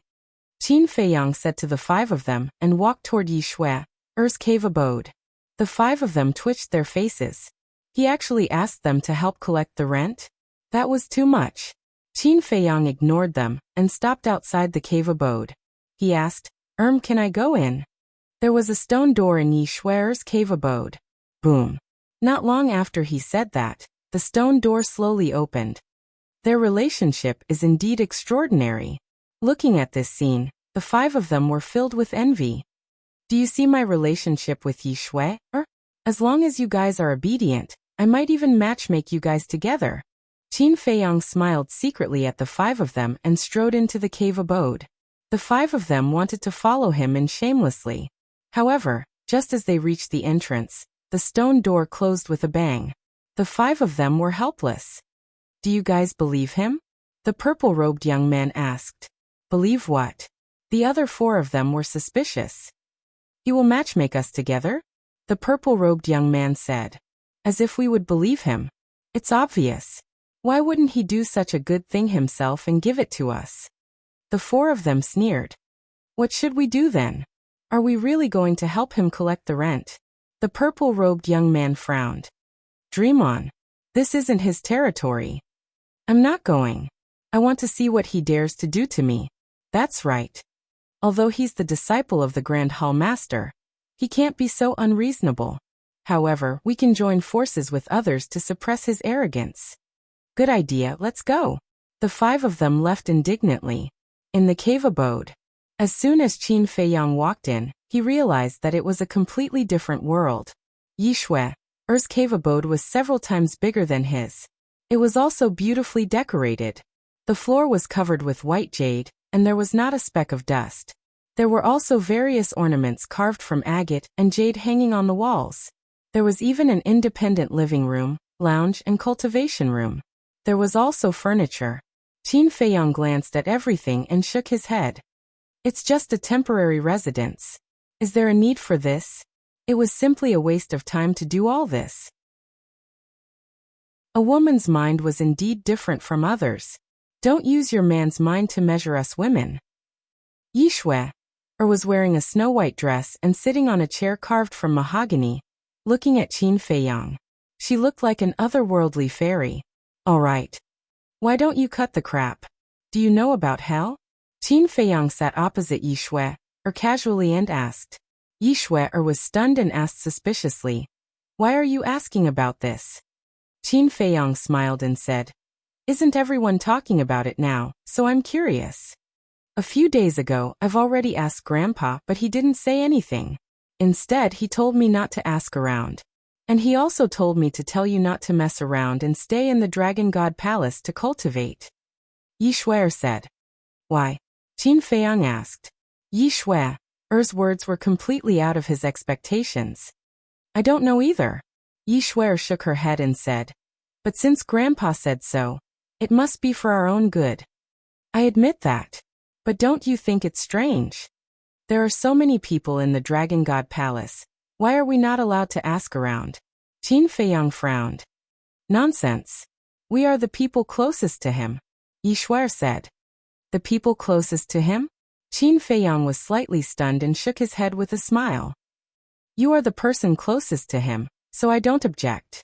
But I am just a disciple who has just become his disciple. Li Buer, I don't feel comfortable listening to your words. Is my grandpa not good to you? Although we have just known each other, be it great-grandpa or grandpa and the others, they all treat you as family. Yi Shui said angrily. What about you? What kind of person do you take me for? Qin Feiyang asked with a smile. Me. Younger brother. Don't tell me you want to be my elder brother? Yi Shui rolled her eyes. Qin Feiyang smiled and said, if you agree, I won't object. Dream on. Yi Shui looked at him in disdain. His hair was not even fully grown, and he wanted to be her elder brother. Did he have any shame? Chapter 2544. Qin Feiyang smiled awkwardly and said, since we're all curious, why don't we ask your grandfather? Wait. Yi Shui quickly reached out and asked, when did I say that I was curious? Although you didn't say it, you must have it in your heart. Qin Feiyang smiled. Yi Shui rolled her eyes at Qin Feiyang and took out the image crystal. She looked at Qin Feiyang and said, just say that you want to know. Don't drag me into it. Okay. Qin Feiyang nodded. Looking at Yi Shui, he was still very afraid of Yizhong. The image crystal was activated. A moment later, Yizhong's shadow finally appeared. Grandfather. Yi Shui called out sweetly. Master. Qin Feiyang also stood up and bowed. Yizhong looked at the two and frowned. Why are you two together? Qin Feiyang was stunned and said suspiciously, Master, don't you know that Shui lives across from me? What? Yizhong was stunned and looked at Yi Shui angrily. Didn't you tell me that you were on the 10th island? This, Yi Shui glared at Qin Feiyang and smiled. Grandfather, please calm down. You little girl, you've learned how to lie. Yizhong glared at her. Grandfather. Isn't it because I'm new here? I'm unfamiliar with this place. If I really go to the 10th island, I won't even have someone to talk to. How lonely would that be? Yi Shui pouted and looked at Yizhong with grievance. You've learned how to quibble? Li Buer, you taught her. Yizhong looked at Qin Feiyang unkindly. What does this have to do with me? Qin Feiyang was extremely helpless. How could this be blamed on him? He was really shot even when he was lying down. Grandpa, when did you become so heartless? Can't you consider my feelings? Can't you bear to see me alone on the 10th island? Yi Shui looked at Yizhong pitifully. Yizhong's veins bulged. Instead, she was complaining about him? However, looking at Yi Shui's resentful eyes, he couldn't help but feel sorry for her. All right. This old man has no objection. But Li Buer listened carefully.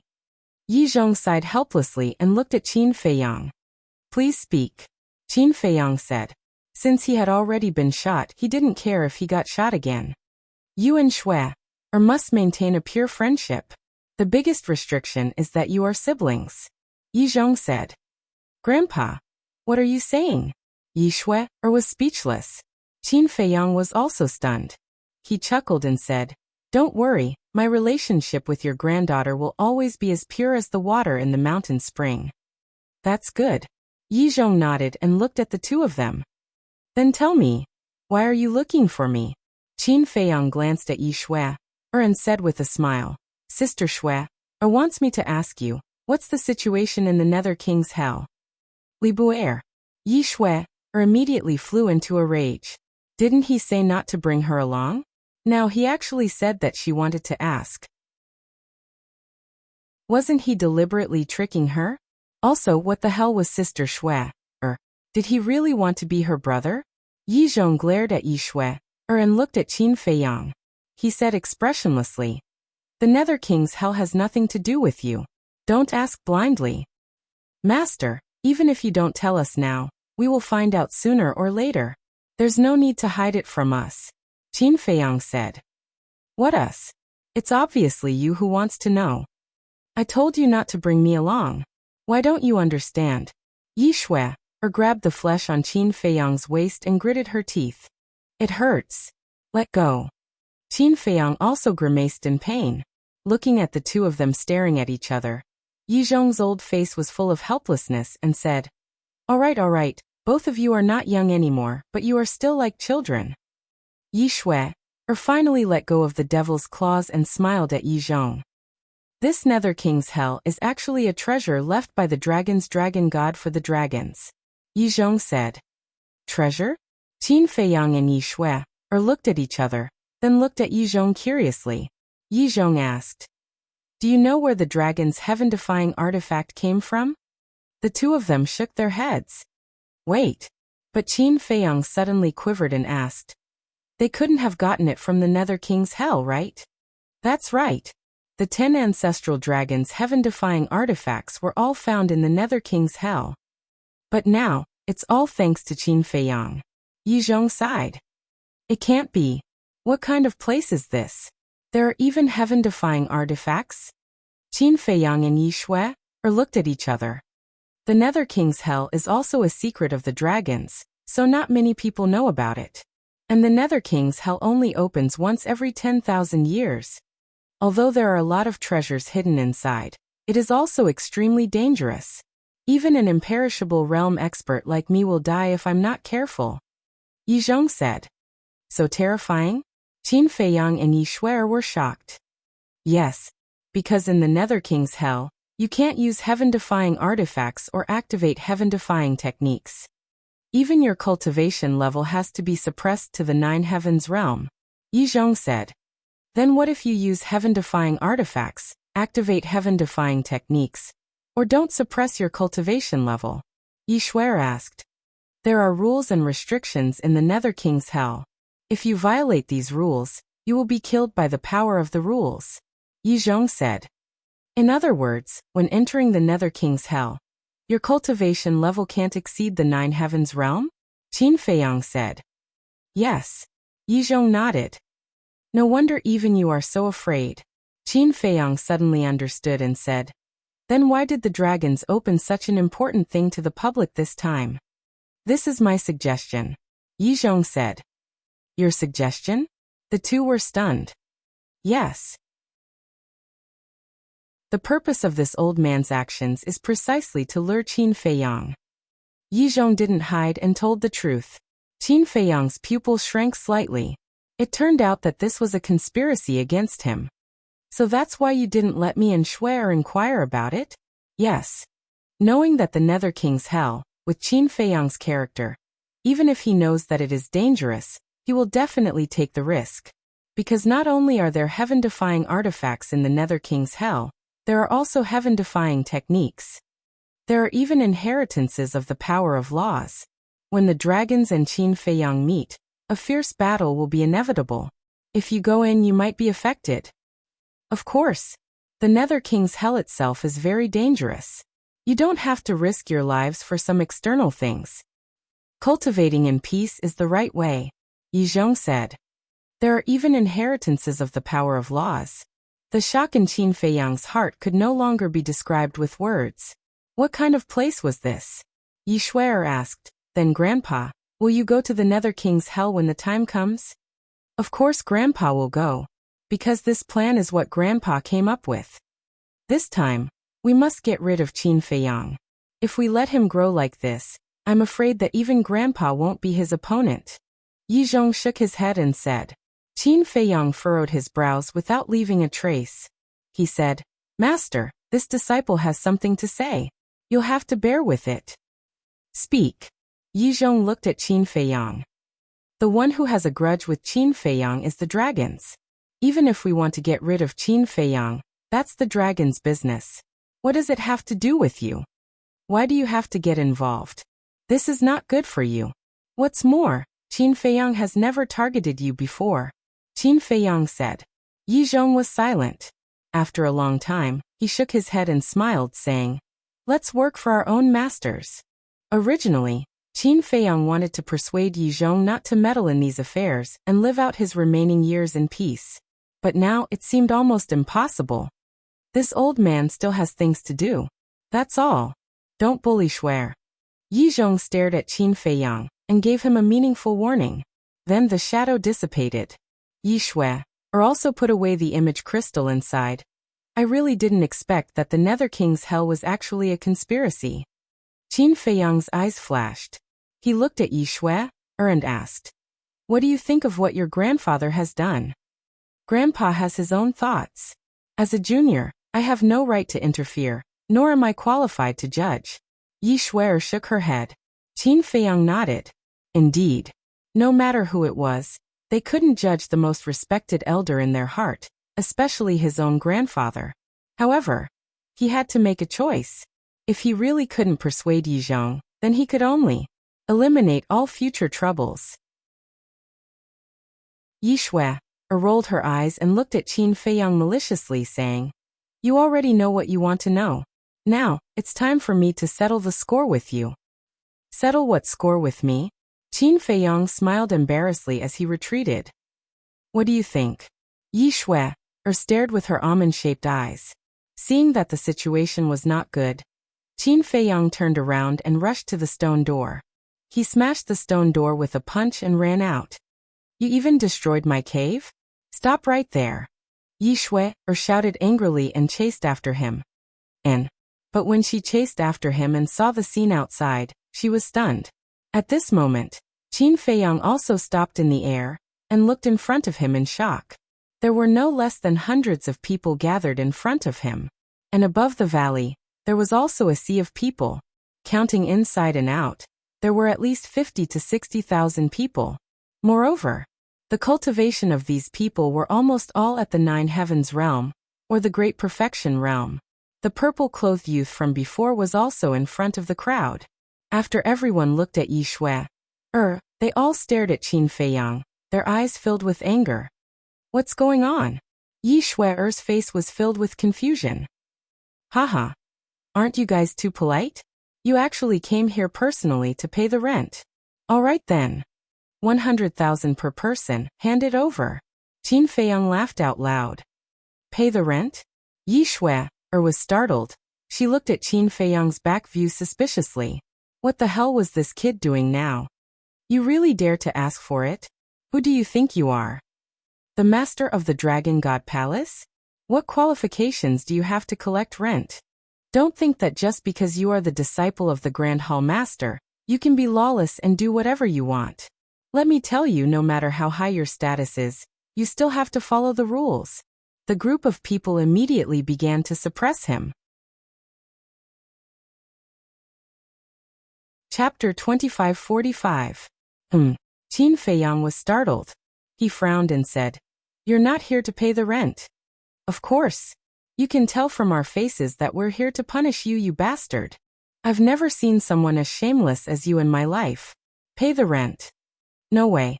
Some of them gritted their teeth while others roared furiously. Those ferocious gazes seemed as if they wanted nothing more than to skin Qin Feiyang alive. Qin Feiyang raised his eyebrows and looked at the 5 young men in purple. "What are you doing? Can't you even do such a simple thing?" "Humph." The 5 of them laughed coldly. "Look at your faces. Are you the ones who teamed up with them to punish me?" Qin Feiyang was stunned. "You only realized now? It seems like you're not as smart as the rumors say." The 5 of them could not help but laugh. "I see." Qin Feiyang nodded in realization. He glanced at everyone and said with a smile, "Don't say I didn't give you a chance. It's too late to pay the rent." "Idiots." Everyone rolled their eyes at him. "It seems like you really think I don't dare to beat you up." Qin Feiyang chuckled and transmitted his voice to Fire Lotus. "Girl, it's your turn." "All right." A few moments later, Fire Lotus's laughter echoed in Qin Feiyang's mind. The smile on Qin Feiyang's face grew wider. He looked at the tens of thousands of people and said, "I'll give you one last chance. In your dreams. We'll go find the Grand Hall Master and expose your evil deeds. Let's go." Immediately, the group of people flew toward the entrance of the square. Qin Feiyang grinned. With a thought, Fire Lotus appeared out of nowhere. She had disguised herself as an old woman. What are you doing? We're all geniuses of the 10th island. Even if you're the Grand Hall Master's disciple, you can't escape the blame for attacking us. The group of people turned pale when they saw Fire Lotus appear. They all shouted angrily. You call yourself a genius? You guys are really thick-skinned. Then let me see how powerful you so-called geniuses are. Qin Feiyang smiled mockingly. He turned his head to look at Huolian and said, beat him to death. Understood. Huolian nodded with a smile, and a monstrous divine aura erupted. He is for real. Run! The 5 youths in purple roared. The group of people hurriedly fled in all directions. Did they still have a chance to escape? Of course. Divine might rolled out, enveloping the entire area. The group of people was immediately imprisoned in the void. What? Whose aura? It's from Li. Let to check it. That guy must be causing trouble again. Fire Lotus's aura alarmed everyone on the first island. They all rushed out of their caves and headed to the valley. Libor, you better not cross the line. A young man in black roared. Even though they were both at the perfect 9 heavens realm, and the perfect 9 heavens realm, and were only 1 or 2 steps away from the Fire Lotus realm, the gap between the 9 heavens realm and the imperishable realm was an uncrossable chasm. No one could break free from Fire Lotus's aura. Whoosh. However, before he could finish speaking, Huolian had already arrived in front of the black-clothed young man and slapped him. With a scream, half of the young man's face was smashed. Instantly, everyone fell into a deep fear. This guy wasn't joking. He really wanted to beat them to death. Brotherly, this is a misunderstanding. Yes, we were just joking. We're actually here to pay the rent. Isn't it just 100,000 soul stones? I'll pay for a year. I'll pay for 2 years. I'll pay for 10 years. Don't do it. We can talk about it. They were all scared. However, Qin Feiyang wasn't going to do it. Previously, he had spoken calmly, but all of them were extremely arrogant. Now that they were beaten up, they were scared, and they were begging for mercy? How could it be so easy? They had to beat them up and collect the rent. Since they all liked to be arrogant, they would be arrogant to the end. Let's see who was more arrogant. Screams could be heard everywhere. Wherever Fire Lotus went, it was like a tornado. Everyone's faces were torn apart. Blood and flesh splattered everywhere. Damn. He's really causing trouble. Those people are all geniuses of the 10th island. They all have legendary divine weapons and legendary divine techniques. Whether it's in the Dragon God Palace or outside, they all have supreme positions. Libur is really brave. He actually beat up these people without restraint. What a joke. He's now the disciple of the Grand Hall Master.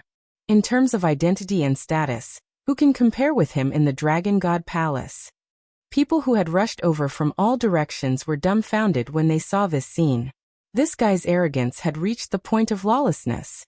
In less than 100 breaths, tens of thousands of people were lying in the void. Their bodies were dripping with blood, and they were wailing. They all looked extremely miserable. The 5 young men in purple were naturally the focus of attention. They lay in the void like 5 pools of mud, motionless. Fire Lotus returned to Qin Feiyang's side. Well done. Qin Feiyang gave them a thumbs up and glanced at those people. He chuckled and said, then let's start paying the rent now. What? We still have to pay rent? The group of people looked at Qin Feiyang in shock. Nonsense. Since you're in my territory, you have to pay protection fees. No, it's rent. Qin Feiyang laughed. Bastard. He really thinks of this place as his own. The group of people roared in their hearts, but there was nothing they could do. Who's that? Qin Feiyang pointed at a man in white and said, just now you said that you have to pay for 10 years. Let's start with you. The man in white's face turned green. That was just a temporary excuse. Did they really want him to hand it over? 100,000 a month. That's 1,200,000 a year. Then in 10 years, wouldn't that be 12 million? Although he was a genius of the 10th island, this amount was enough to bankrupt him. A man has to keep his word, right? How can a man who doesn't keep his word pick up girls? No one is interested in you. Qin Feiyang laughed. The man in white looked at Yi Shui, then at Qin Feiyang. He shook his head and said, I won't stay here anymore, okay? I'll leave now. You come and go as you wish. How can it be so easy? You have to pay. We'll talk after you pay. Otherwise, as Qin Feiyang said this, he stared at the white-clothed man and smiled maliciously. The man in white trembled and nodded. Okay. I'll pay. Then the man in white reluctantly walked to Qin Feiyang, took off his interspatial ring, and said, All my assets are here. Give it to me. Qin Feiyang extended his hand and said with a smile, Can you leave some for me?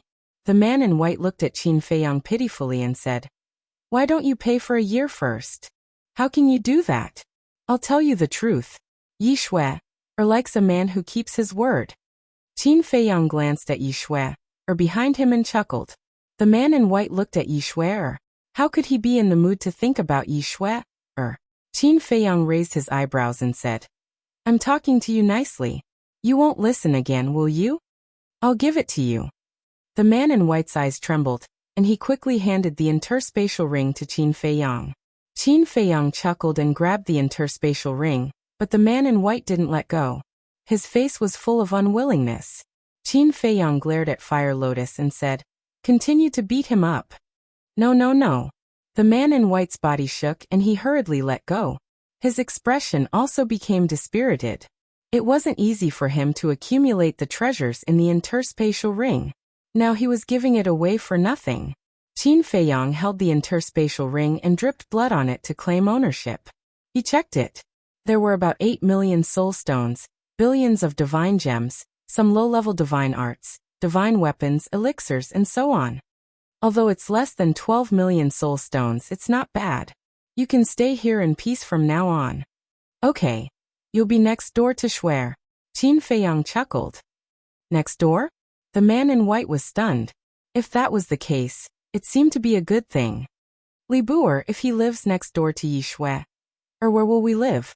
The purple-clothed young man and the others had also recovered. When they heard Qin Feiyang's words, they immediately shouted. Because they were the ones who lived next door to Yi Shui? You. I asked you to collect rent, but you went to join forces with them to suppress me. Do you think you still have a chance? Qin Feiyang said indifferently. Hearing this, the 5 of them were angry but didn't dare to say anything. Line up. One by one, hurry up.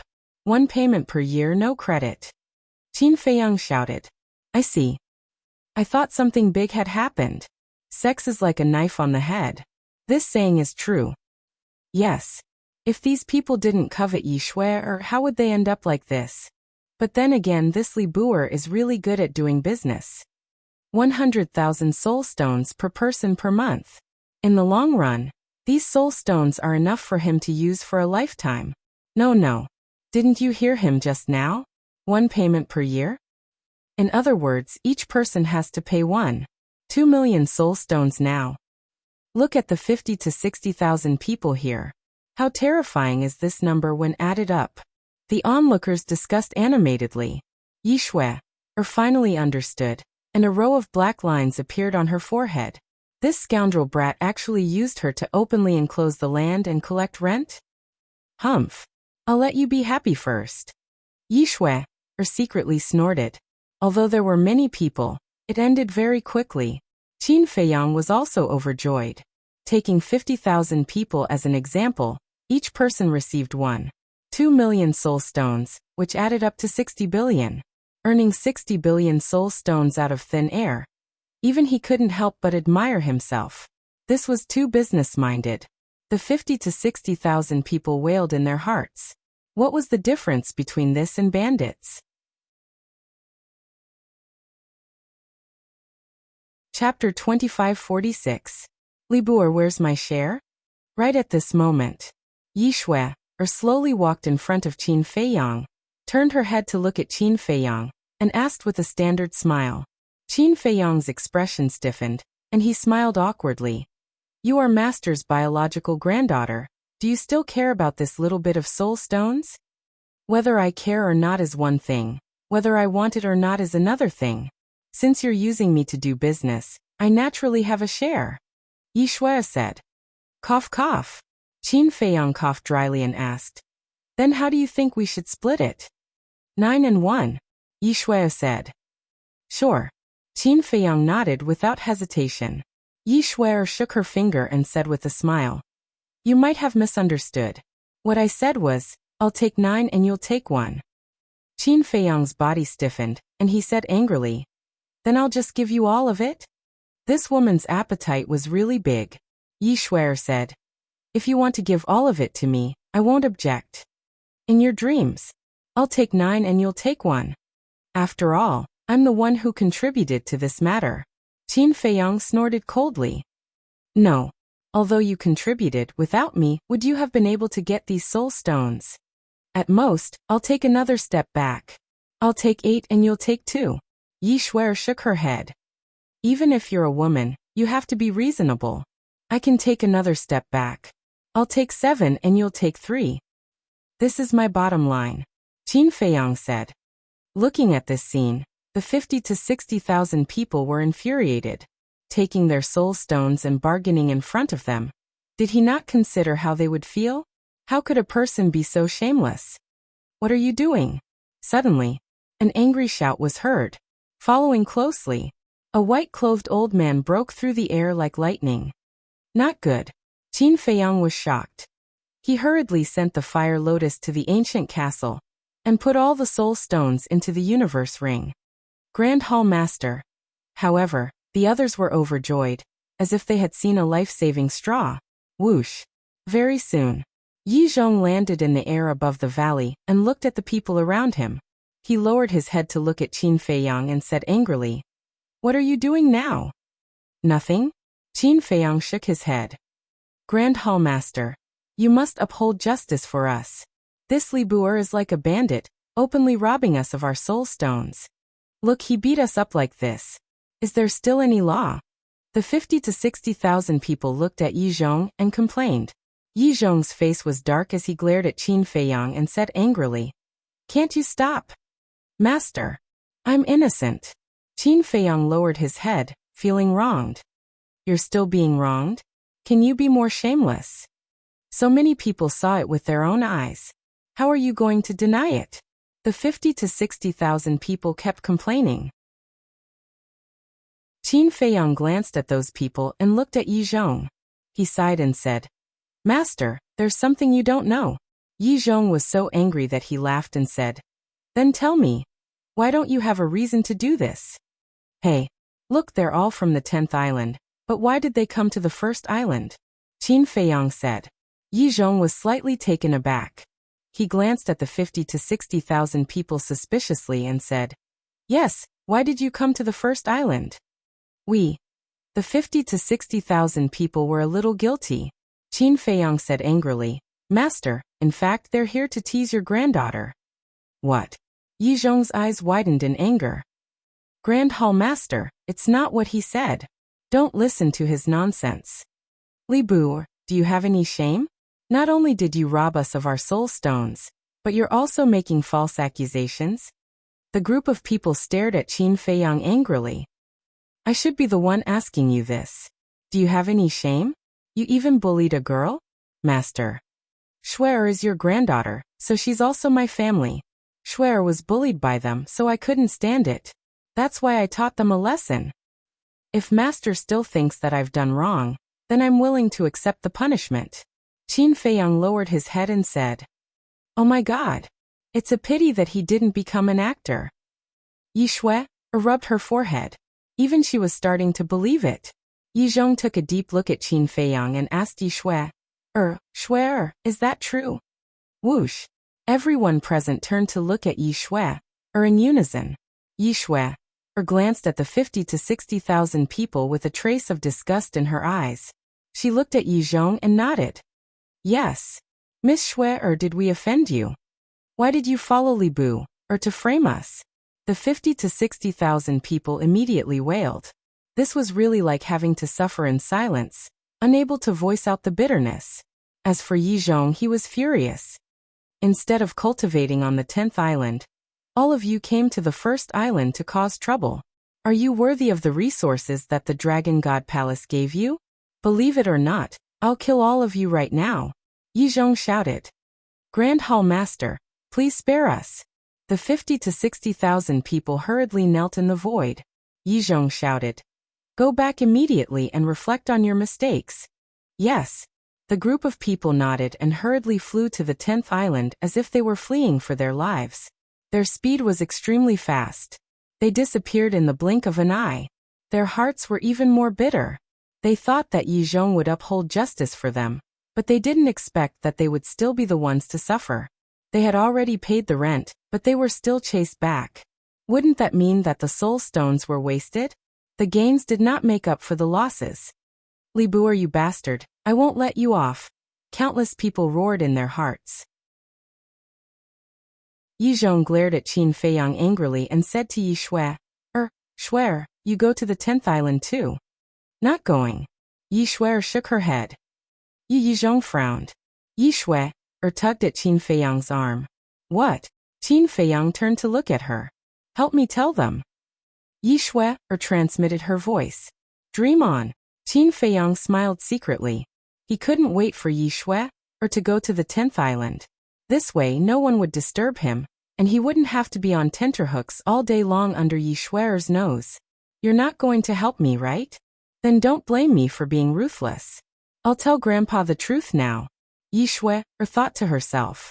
Qin Feiyang's face stiffened, and he transmitted his voice. Don't be too shameless. Likewise. Yi Xue smiled proudly. Qin Feiyang sighed helplessly, looked up at Yi Zhong and said, Master, you've seen the behavior of those people before.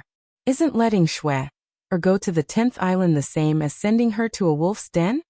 Yes. Yi Xue nodded. Yi Zhong stared at Qin Feiyang with an extremely strange look. It was as if he was saying that this kid seemed to be more dangerous than those people.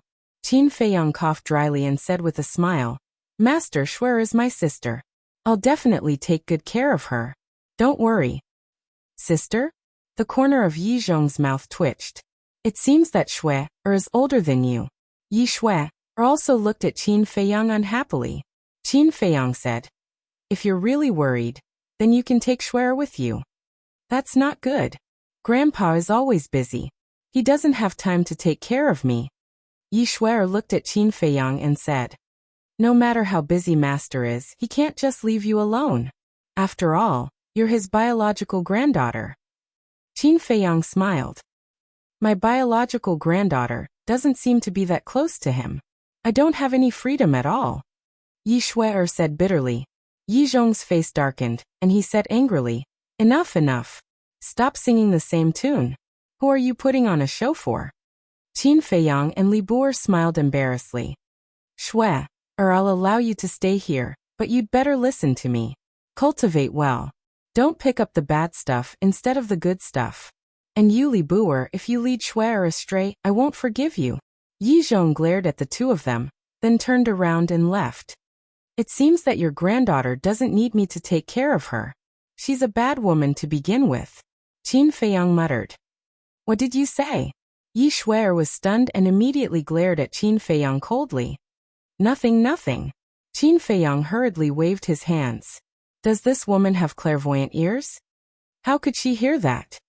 Yi Xue snorted coldly and said, Although you helped me, I also helped you. We're even now. Yes. But I'm a little puzzled. Why are you speaking up for me? Qin Feiyang looked at her suspiciously.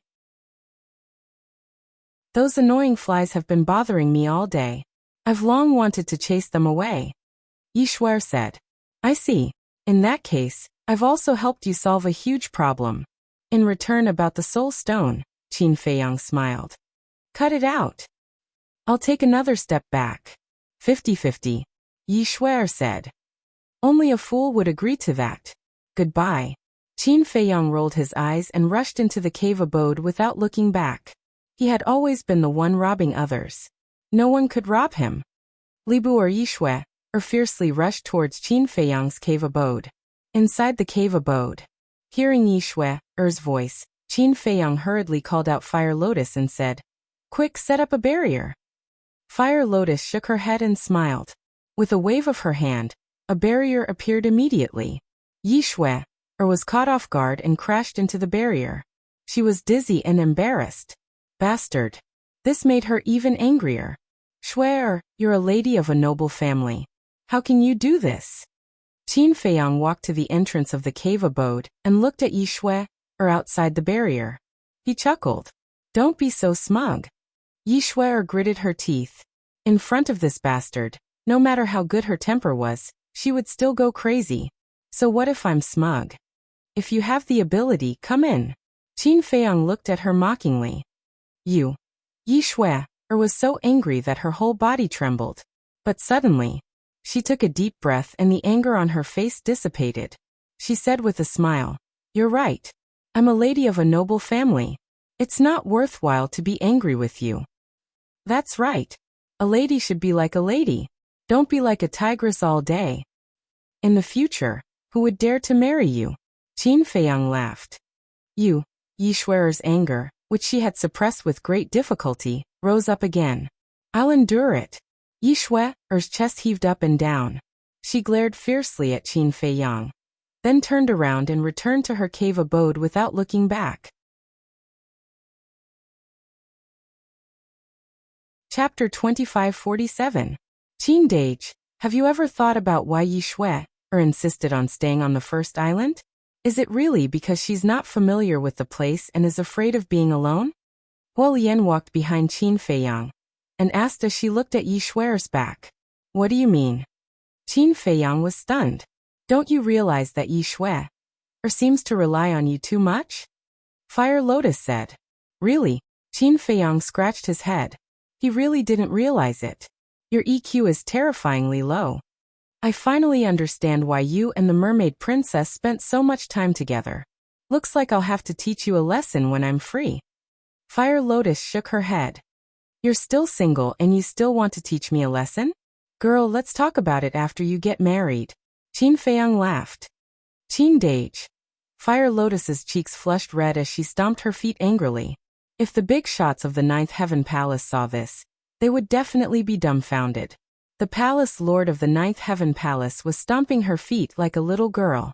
Where was her dignity? All right, let's stop joking. Tell me, should I go to the Nether King's Hell? Or not? Qin Feiyang waved his hand and looked at Fire Lotus seriously. Logically speaking, you shouldn't go. After all, this is a plot against you. But I know that you won't play by the rules. So you don't have to ask me. Fire Lotus thought for a while and shook her head. I didn't expect you to know me so well. Qin Feiyang smiled bitterly. If I don't know you well, wouldn't I have wasted all these years by your side?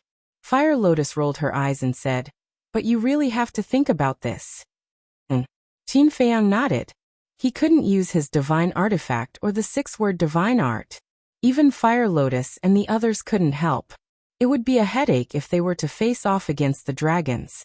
Unless, he would use the identity of Li Buer to enter the Hell of the Nether King. This way, not only would he not encounter any danger, Yi Zhong and the dragons would even protect him. However, how could he convince Yi Zhong to agree to let him enter the Hell of the King of Hell? Forget it.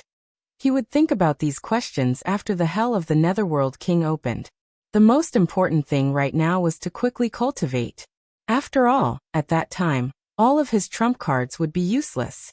Therefore, the most important thing now was to increase his strength. He also needed to raise the level of the various deity arts. Not to mention other things, he needed to at least have some ability to protect himself. Enjoying a battle is the fastest way to improve a divine art, Qin Feiyang muttered. He turned to look at Fire Lotus and smiled. From now on, you'll be my sparring partner. Feel free to beat me up. Beat you up? Fire Lotus was taken aback. Yes. Qin Feiyang nodded.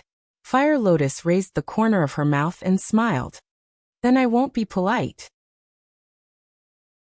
Qin Feiyang looked at her in a daze. He could not help but have an uneasy premonition in his heart. Whoosh. Immediately after, the two disappeared and appeared in the Black Tortoise world. In a certain restaurant. Hui sat at a table in the main hall. He was drinking wine while admiring the graceful dancers on the stage in the middle. He was extremely satisfied. Life should be like this. Play when you should, play when you should. Enjoy when you should. Unlike this Qin Fei Yang, who only knows how to cultivate all day. What's the point of working himself to death? He chuckled inwardly. Tap tap. Not long after, a young man wearing a golden robe entered the restaurant and walked to the opposite side of Huai. You're back so soon? Huai was taken aback. That's right. This young man was the five-clawed golden dragon. Isn't it just investigating the whereabouts of Wu Baichuan? How difficult can it be? The five-clawed golden dragon rolled his eyes at Huai. Looking at the few wine jars on the table, he frowned and said, You've been drinking here all this time? Huai grinned.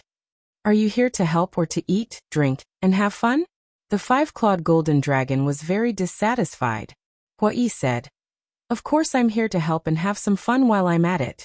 The five-clawed golden dragon looked at him with disdain. He picked up a wine jar and gulped it down. Look. The two of us are really like-minded. I don't know why you want to follow that idiot Qin Fei Yang. You don't drink and don't know how to be carefree. You only know how to cultivate all day. Why don't you think about it again and follow me? I still have a lot of immortal wine here. Huai looked at the five-clawed golden dragon. Immortal wine. The five-clawed golden dragon's eyes lit up. All these years in the black tortoise world, he had already tasted the taste of immortal wine from Huai. It was a delightful experience. As long as you follow me, I guarantee that you'll have an endless supply of good wine. Huai continued to tempt him. Last time I heard you say that this immortal wine was obtained from a place called Heaven Immortal Tower in the Eastern Tomb? The five-clawed golden dragon asked. Yes. Huai nodded. Then why should I follow you? When the time comes, I'll go to the Heaven Immortal Tower and get a few hundred jars. The five-clawed golden dragon sneered. Then tell me, how are you going to get there? Huai looked at him playfully. With my current relationship with young master, would he refuse to let me borrow his space-time gate? The five-clawed golden dragon said indifferently. Huai's face darkened. Even if you borrow the space-time gate and go to the Heaven Immortal Tower, Miss Immortal might not give it to you. With money, are you afraid that you can't buy it? The five-clawed golden dragon had a look of disdain. You're still too naive. This is really not a problem that can be solved with money. Only when you reach a certain level of relationship will Miss Immortal sell it. Huai smiled proudly. The five-clawed golden dragon frowned. Think about it carefully. Only by following me will you have the chance to eat good food and drink good wine. And if you follow Qin Fei Yang, sooner or later you'll become like him, a block of wood. Then how boring would your life be? Let's not talk about it anymore. Qin Fei Yang has a mission. I have to return to the north. You should also prepare to make a trip to the south to investigate the background of that young lord. Huai transmitted his voice. In that case, young master is still worried about that young lord in the south? The five-clawed golden dragon thought. You understand Qin Fei Yang's character? Everything has to be done without any mistakes. It's just that it's hard for us to run errands. Huai shook his head. After drinking the last mouthful of wine, he said, Remember to pay the bill. After saying that, he got up and walked outside. Why should I pay the bill while you drink? The five-clawed golden dragon glared at him angrily. We're family, why are you so calculative? At most, you can go back and ask Qin Fei Yang for reimbursement in the future. Huai waved his hand without looking back. The five-clawed golden dragon couldn't help but feel angry. Why was he acting like a scoundrel? And these words were said through voice transmission, so no one in the restaurant heard it. North Region. Treasure Pavilion. A black-haired young man in his 20s slowly walked into the treasure pavilion. Greetings, young master. Is there anything I can do for you? A staff member greeted him with a very good attitude. Take this young master to see your steward. The black-haired young man looked at the staff member with his nose in the air and said, May I ask if young master has made an appointment in advance? The staff member asked cautiously. What the hell? A small steward needs to make an appointment in advance. The black-haired young man raised his eyebrows and his voice was particularly loud. The people around immediately looked at him. Which young master was this? How could he be so arrogant? The staff member was stunned and said, I'm sorry, I can't take you to see the steward without an appointment. Is that so? What if I insist on seeing him today? The black-haired young man said. This. The staff member could not help but frown and said, Are you here to pick a fight? Yes. I'm here to pick a fight. If you don't want to be implicated, quickly step aside. Damn fat pig, get out here. The black-haired young man scanned the treasure pavilion and roared. Damn fat pig? Is this person crazy? Who in Holy Dragon City doesn't know that the steward of the treasure pavilion hates people calling him a fat pig the most? Everyone looked at each other. How bold of him. The staff member was also angry and shouted, Men, throw him out. The 4 guards guarding the door immediately ran in. Get lost. The black-haired young man shouted coldly. The 4 guards immediately vomited blood and were forced to retreat. No way. They were forced to retreat with just a shout. You have to know that they are all powerhouses in the 9th heaven realm. Everyone was extremely shocked. Seeing this, the staff member also retreated in horror. Damn fat pig, if you don't get out here, I'll tear down your treasure pavilion. The black-haired young man shouted domineeringly. Tear down my treasure pavilion? I'd like to see if you have the ability to do so.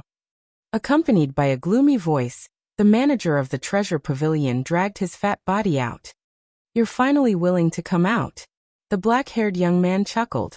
Didn't you say that you want to tear down my treasure pavilion? I'll give you the chance now. Tear it down. The treasure pavilion steward sneered. Haha. The black-haired young man laughed and said, Compared to tearing down the treasure pavilion, I have something more important to do.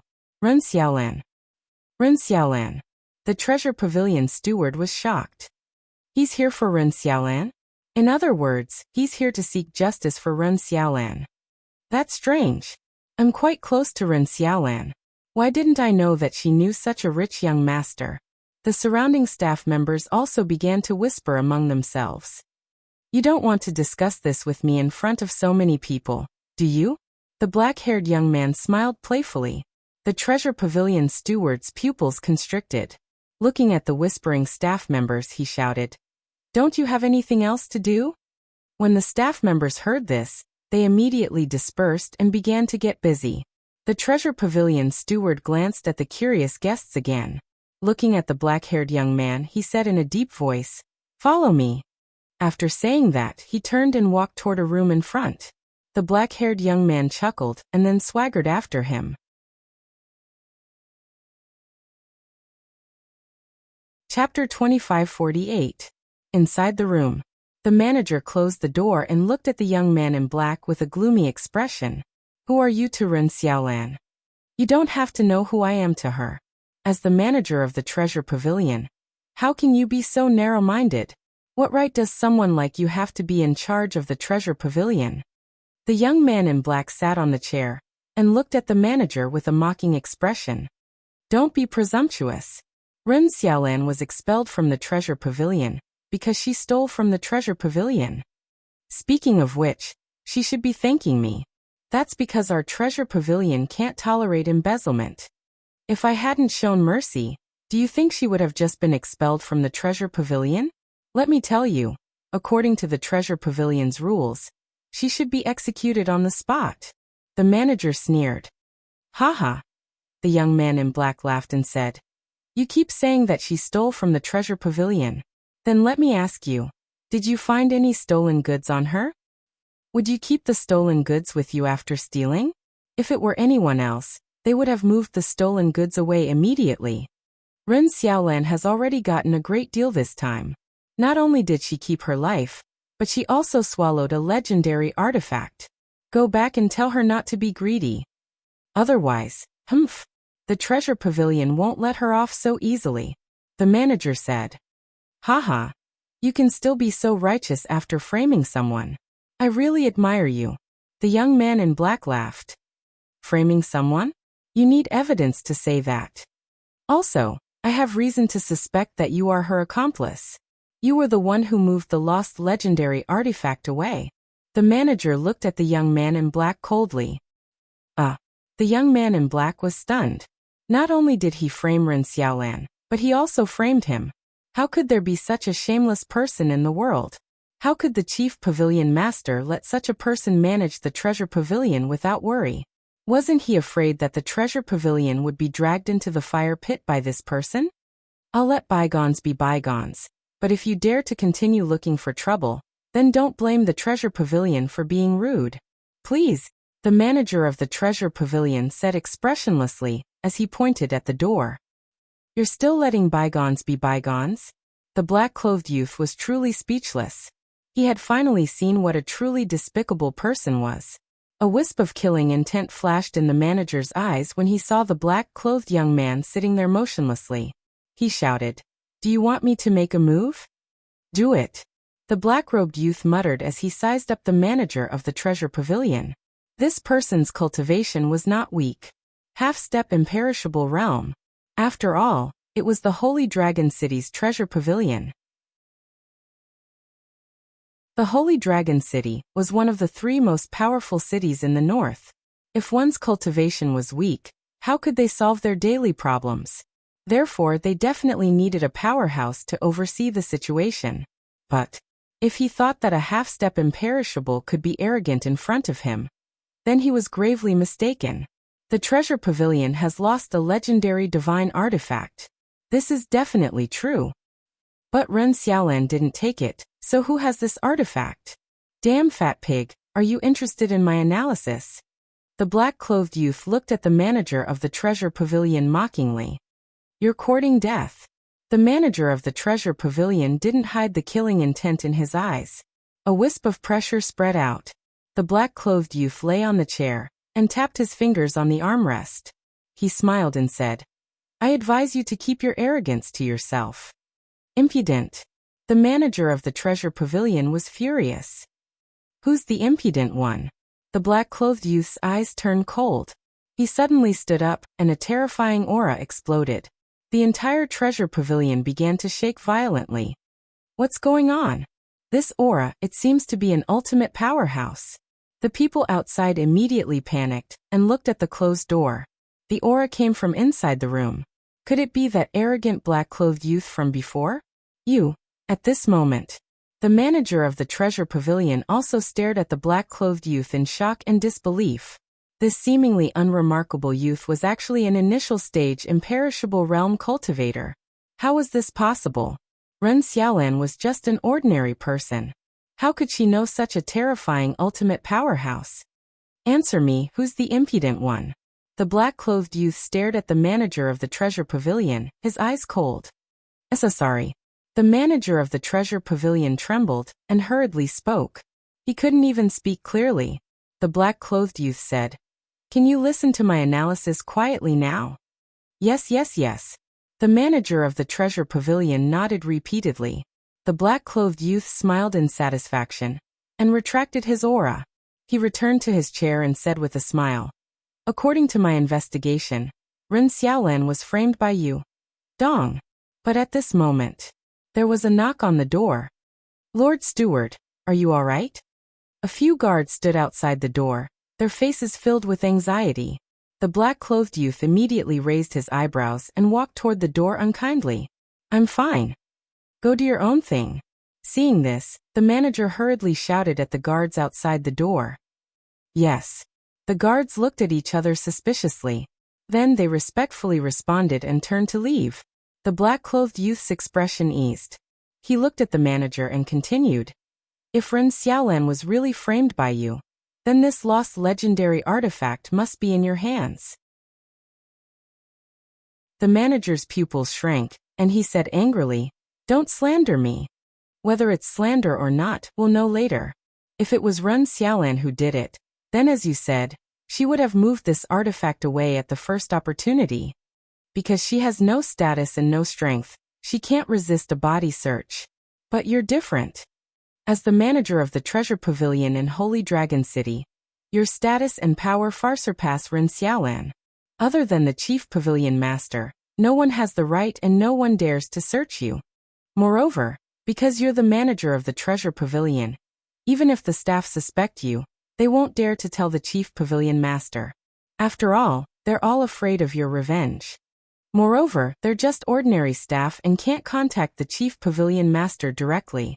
so you don't have to worry about being exposed at all. Taking a step back, even if someone finds the chief pavilion master to report you, you have plenty of reasons to clear your name. Therefore, I'm guessing that this lost legendary artifact should still be with you. The black-clothed youth laughed. Haha, that sounds reasonable. Unfortunately, this is only your side of the story. The manager of the treasure pavilion sneered. The black-clothed youth asked. Then do you dare to give me your interspatial ring? Why wouldn't I dare? Without another word, the manager of the treasure pavilion took off his interspatial ring and threw it to the black-clothed youth. So straightforward. The black-clothed youth caught the interspatial ring and looked at the manager of the treasure pavilion in shock. Could he be wrong? Had the manager of the treasure pavilion hidden this artifact? Don't waste time. Investigate. The manager of the treasure pavilion sat opposite the black-clothed youth with a cold smile. The black-clothed youth's eyes flickered. All of a sudden, a glint flashed across his eyes as he stood up abruptly and dashed to the manager of the treasure pavilion, grabbing him by the neck. What are you doing? The manager stared at him in shock and anger. The black-clothed youth remained silent and sent his divine will into the manager's body. At this moment, the manager of the treasure pavilion could not help but panic. The black-clothed youth also noticed this and was increasingly convinced that his guess was correct. This person had hidden the legendary divine weapon in his sea of chi or sea of consciousness. First of all, he checked the manager of the treasure pavilion's consciousness. There was nothing in it. However, the black-clothed youth's eyes lit up when he checked the manager's chi sea. Immediately after, a rectangular wooden box appeared. It was about a foot long and looked rather ordinary. Give it to me, the manager of the treasure pavilion said angrily. The black-clothed youth grabbed the wooden box and retreated a few steps, looking at the manager mockingly. Weren't you acting like a gentleman earlier on? What are you so nervous about now? The manager of the treasure pavilion said in a deep voice, There's no treasure inside. Return it to me immediately. Won't we know if it's a treasure after we take a look? The black-clothed youth opened the wooden box right away, but his expression froze immediately. There was a spirit tablet inside the wooden box. It was the type of spirit tablet used to consecrate the dead. There were a few words engraved on it. Deceased Father Yongji Memorial Tablet. Why was it a spirit tablet? The black-clothed youth did not expect that to happen. The manager of the treasure pavilion seized the opportunity to snatch the wooden box and spirit tablet from the black-clothed youth and said angrily, You're disrespecting the dead. The black-clothed youth had an awkward expression.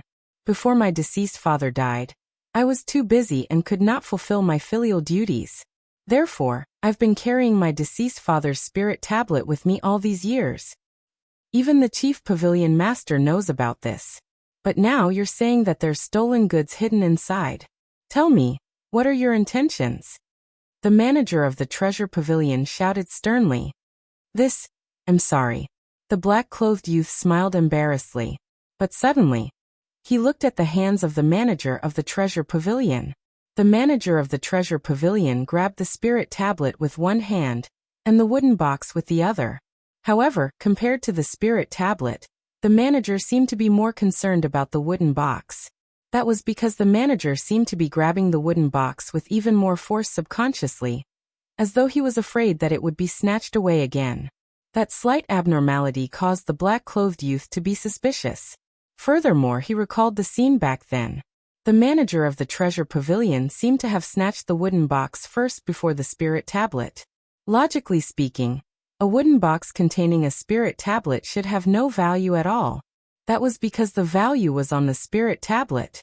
If it was anyone else, the first thing they would snatch would definitely be the spirit tablet, and not the wooden box. Not to mention the wooden box. Something's wrong. The black-clothed youth's eyes flashed. He suddenly attacked and snatched the wooden box from the manager's hands. The manager of the treasure pavilion was stunned and pounced on the black-clothed youth instinctively. Indeed, there's something wrong. The black-clothed youth sneered and kicked the manager of the treasure pavilion while exerting force in his fingers. The wooden box cracked open immediately. The black-clothed youth discovered a small secret compartment at the bottom of the wooden box. There seemed to be a small black object in the secret compartment. The black-clothed youth took it out and saw that it was a black interspatial ring.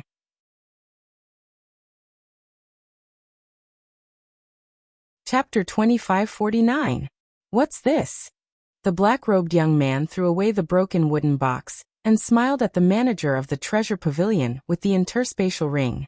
Give it back to me. The manager of the treasure pavilion roared. Don't tell me that it contains your father's belongings as well? The black-robed young man looked at him playfully. The manager of the treasure pavilion was anxious. The black-robed young man released his spirit consciousness and erased the blood contract on the interspatial ring. He then dripped his blood to claim ownership of the ring and checked it. Damn. He wouldn't have known if he hadn't seen it, but when he did he was shocked. Not only did the interspatial ring contain a large number of soul stones, elixirs, divine weapons, divine arts and hundreds of interspatial bags. The black-robed young man released his spirit consciousness and checked them one by one. The hundreds of interspatial bags were filled with soul stones and divine crystals. Divine crystals aside, there were soul stones. There were at least hundreds of billions. This was a frightening number. At the same time, the round body of the manager collapsed powerlessly and his face was filled with fear. The spirit tablet in his hands fell to the ground as well. Soon, the black-robed young man took out dozens of long metal boxes. Each metal box was at least a meter long. The black-robed young man glanced at the manager of the treasure pavilion and opened all the metal boxes.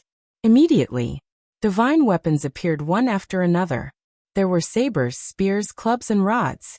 After checking, the black-robed young man discovered that there were 5 legendary divine weapons, and the rest were peak divine weapons. Not simple. A mere manager actually hid such a large amount of treasures? The black-robed young man looked at the manager of the treasure pavilion in shock. The manager of the treasure pavilion looked up at the black-robed young man with unprecedented panic in his eyes. I don't think anyone would believe that this is your father's belongings. The black-robed young man waved his hand and put away all the metal boxes with a playful smile. The manager of the treasure pavilion was stunned. However, I have to admit that you're indeed smart to use your father's spirit tablet as a cover. I believe that even the chief pavilion master would not expect such a large amount of treasures to be hidden under the spirit tablet. However, what do you think will happen if I tell your chief pavilion master about this? The black-robed young man chuckled. Sir, please have mercy. Please. I'll do whatever you want me to do. The manager of the treasure pavilion shuddered and hurriedly knelt in front of the black-clothed young man and begged. Are you admitting it? The black-clothed youth said with a smile. Yes. I framed Ren Xiaolan. The lost legendary artifact is one of the 5 legendary artifacts. The manager of the treasure pavilion nodded. Just as Li Buer expected. As the manager of the treasure pavilion, you actually framed your subordinate for such a small matter. You're really something. The black-clothed youth sneered. What? Li Buer? The manager of the treasure pavilion was bewildered. That's right. I was asked by Li Buer to investigate this matter. Do you know why Li Buer made things difficult for you? If he knew, why would he trade with Ren Xiaolan, an ordinary staff member, but not with you, the manager of the treasure hall? The black-clothed youth said indifferently. Why? The supervisor of the treasure pavilion was puzzled. Because he didn't really leave after talking to you about the pill fire. So he heard everything you said to Ren Xiaolan. The 5-clawed golden dragon deliberately destroyed the treasure pavilion because of this. You think you're smart, but you don't know that in front of Li Buer, you're just a clown. The black-clothed youth's face was full of disdain. That's right. This black-clothed youth was Hui in disguise. The manager of the treasure pavilion could not help but mock himself when he heard Hui's words. It turned out that Li Buer was deliberately targeting him back then. To think that he thought that everything was still under his control. What a joke. Hui put away the universe ring and said with a smile. Come, let's talk about the solution. The manager of the treasure pavilion lowered his head, not daring to say a word. Hui said, Get up first. The manager of the treasure pavilion stood up and looked at Hui fearfully. Actually, Ren Xiaolan's request is very simple. She doesn't want to return to work in the treasure pavilion. She only wants you to apologize to her in public and prove her innocence. Hui said indifferently. The manager of the treasure pavilion could not help but panic. Hui said, "Do you need my advice? Please tell me." The manager of the treasure pavilion hurriedly said, "If you tell the truth, I believe that not only will you be reviled by the world, but your life will also be in danger. But if you don't tell the truth, Ren Xiaolan will bear the infamy of embezzlement for the rest of her life. This is unfair to her. So I thought of a compromise. Call Ren Xiaolan over and apologize to her in public. Then tell everyone that the divine artifact was not lost. It was your mistake to wrongly accuse Ren Xiaolan. This way, not only can you give Ren Xiaolan an explanation, but you can also save your life. As for the so-called mistake, I believe that as long as you have a good attitude, the chief pavilion master and everyone else will not pursue it." Hui smiled. The manager of the treasure pavilion was moved. This method was indeed the best of both worlds. But why would this person help him? There must be a condition for helping you. The alchemy fire and alchemy furnace that Li Buer asked for. You must give it to us for free. Hui said. The manager of the treasure pavilion was stunned. He hurriedly shook his head and said, "This won't do. Alchemy fire and alchemy furnace are extremely precious things. You can see that I have embezzled those treasures. Even if I embezzled a legendary divine artifact, I wouldn't dare to embezzle an alchemy fire. This is your business. If you don't cooperate, I will announce your corruption and embezzlement to the public right now," Hui said. The manager of the treasure pavilion paled. "Actually, this is not difficult for you. As long as you do the accounts well, even the chief pavilion master may not be able to find out. Besides, I believe the chief pavilion master won't check the accounts for no reason. Otherwise, you wouldn't dare to embezzle so many treasures," Hui said indifferently. Huff. The manager of the treasure pavilion took a deep breath and nodded. "Okay, I promise you. That's right. Don't play tricks. I have recorded everything you said just now." Hui took out an image crystal from his arms. The image crystal was in a state of recovery.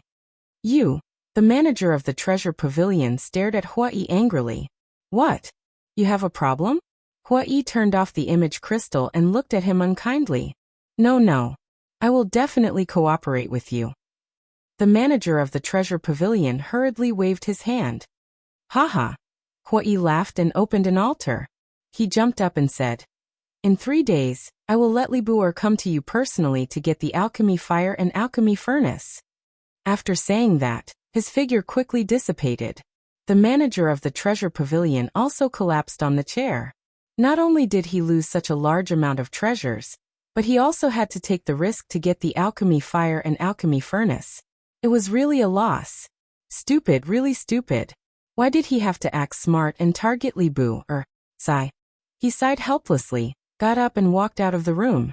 He looked at a few staff members not far away and said, "You guys, if anyone knows Ren Xiaolan, tell her to come to the treasure pavilion immediately." They were stunned. One of the women took out an image crystal and sent a message to Ren Xiaolan. When Ren Xiaolan received the message, she was still a little confused. Why did the manager ask her to go to the treasure pavilion? Could it be that Li Buer had already helped her settle this matter? But it shouldn't be so fast. She came to the treasure pavilion with a nervous heart. When the manager of the treasure pavilion saw her, he immediately apologized to her in front of everyone. And as Hui said, he publicly announced that it was his mistake. He sincerely invited Ren Xiaolan to continue working at the treasure pavilion. When Ren Xiaolan heard the manager's words, she was a little dissatisfied. He was obviously deliberately framing her, but in the end he said it was a mistake. However, she was also a smart person. If the manager of the treasure pavilion said so, it must have something to do with Qin Feiyang. And it was already very good that Qin Feiyang could help her to this extent. One must know how to be tactful. If she took an inch and wanted a mile, she was afraid that it would arouse the other party's disgust. In short, since her innocence had been cleared, there was no need to delve into the secrets hidden in it. This was not something that a small person like her should care about. At the same time, Hua Yi and Qin Feiyang were also using the image crystal to communicate. But at this moment, Qin Feiyang was extremely embarrassed. His body was covered with wounds and dripping with blood. Fire Lotus was also standing beside Qin Feiyang with a smile on her face. Qin Feiyang's injuries were naturally caused by Fire Lotus. Of course, this was also Qin Feiyang's own fault. This was because he had asked Huo Lian not to hold back when she was sparring with him. Huo Yi looked at Qin Feiyang at this moment, and couldn't help but find it funny. He asked, "Is it okay for me to deal with it like this? You've already dealt with it. Why are you still asking me?" Qin Feiyang was speechless. "I want to hear your opinion," Huo Yi said. "You want to hear the truth?" Qin Feiyang thought for a moment and asked. "Nonsense." Huo Yi rolled his eyes at him. "This way." Qin Feiyang pretended to ponder for a while and said with a smile, "It's perfect." Huo Yi immediately laughed proudly. "You don't say this steward is really brave. He actually coveted so much." Qin Feiyang even admired this person's courage. "Yes, I was shocked as well." Huo Yi nodded and asked, "Then what should we do with these treasures?" "Soul stones, divine crystals, pills, the Black Tortoise realm doesn't lack them. Just give them to Fan Yinzhang. Let him distribute them to everyone. As for the divine artifacts and divine arts, you keep them first. When the time comes, give them to Fire Lotus and put them in the divine treasury." Qin Feiyang thought for a moment and said, "You're willing to part with hundreds of billions of soul stones?" Huo Yi was speechless. Qin Feiyang smiled faintly and said, "For the current us, hundreds of billions of soul stones is just a number. This is really different from when we were in the northern region. Rich and overbearing. Okay, I'll go find Fan Yinzhang now. I'll also go to Black Rock City to have fun. 3 days later, don't forget to get the pill fire and furnace." Huo Yi said. "Okay." Qin Feiyang nodded. Huo Yi's gaze turned and looked at Fire Lotus next to Qin Feiyang and said with a smile, "Continue to beat him up. Beat him up ruthlessly. Don't be polite. He's asking for it anyway." Fire Lotus looked at the miserable Qin Feiyang and covered her mouth to laugh. Scram. Qin Feiyang glared at Huo Yi and turned off the image crystal. "Qin Dage, let's continue." Fire Lotus looked at Qin Feiyang and laughed. "Come on, I'm not afraid of you." Qin Feiyang put away the image crystal and attacked Fire Lotus with all his might. Fire Lotus was really merciless. With a slap, she sent Qin Feiyang flying, blood spurting out. Again, Qin Feiyang shouted. All kinds of divine arts appeared. Although he was covered in wounds, his aura did not lose to Fire Lotus at all.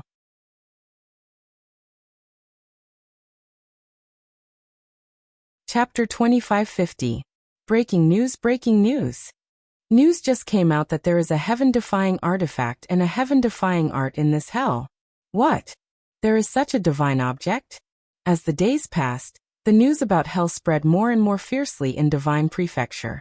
And the person behind all this was naturally Yi Zhong. Yi Zhong seemed to want to whet people's appetite. Every once in a while he would let people spread a little bit of news. Another piece of news came out. The heaven-defying artifact of the 10 great dragons was obtained in hell. That means the previous news is not false. This hell really has a heaven-defying art and a heaven-defying artifact. People were extremely excited. The heaven-defying artifact of the ancestral dragon was obtained in hell. One could imagine how many divine objects there were in hell. Shocking news, shocking news. It is said that there is an inheritance of the power of law in hell. No way. There is even an inheritance of the power of law. What exactly is this place? Can we go in? What are the restrictions? Releasing the news bit by bit really whetted everyone's appetite. Similarly, everyone's heart was full of yearning.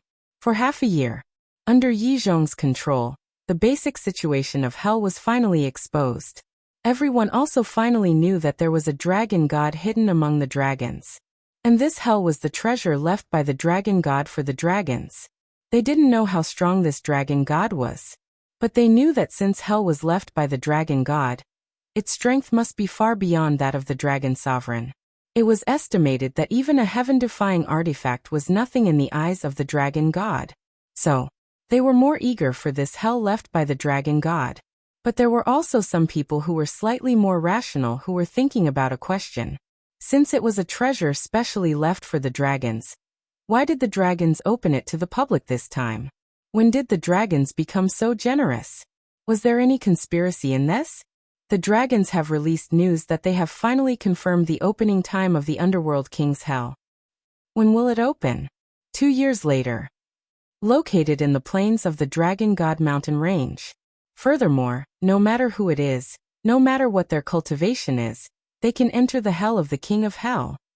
What about the people in the west, south, and east? You can go in too. There are no restrictions. Then hurry up and get ready.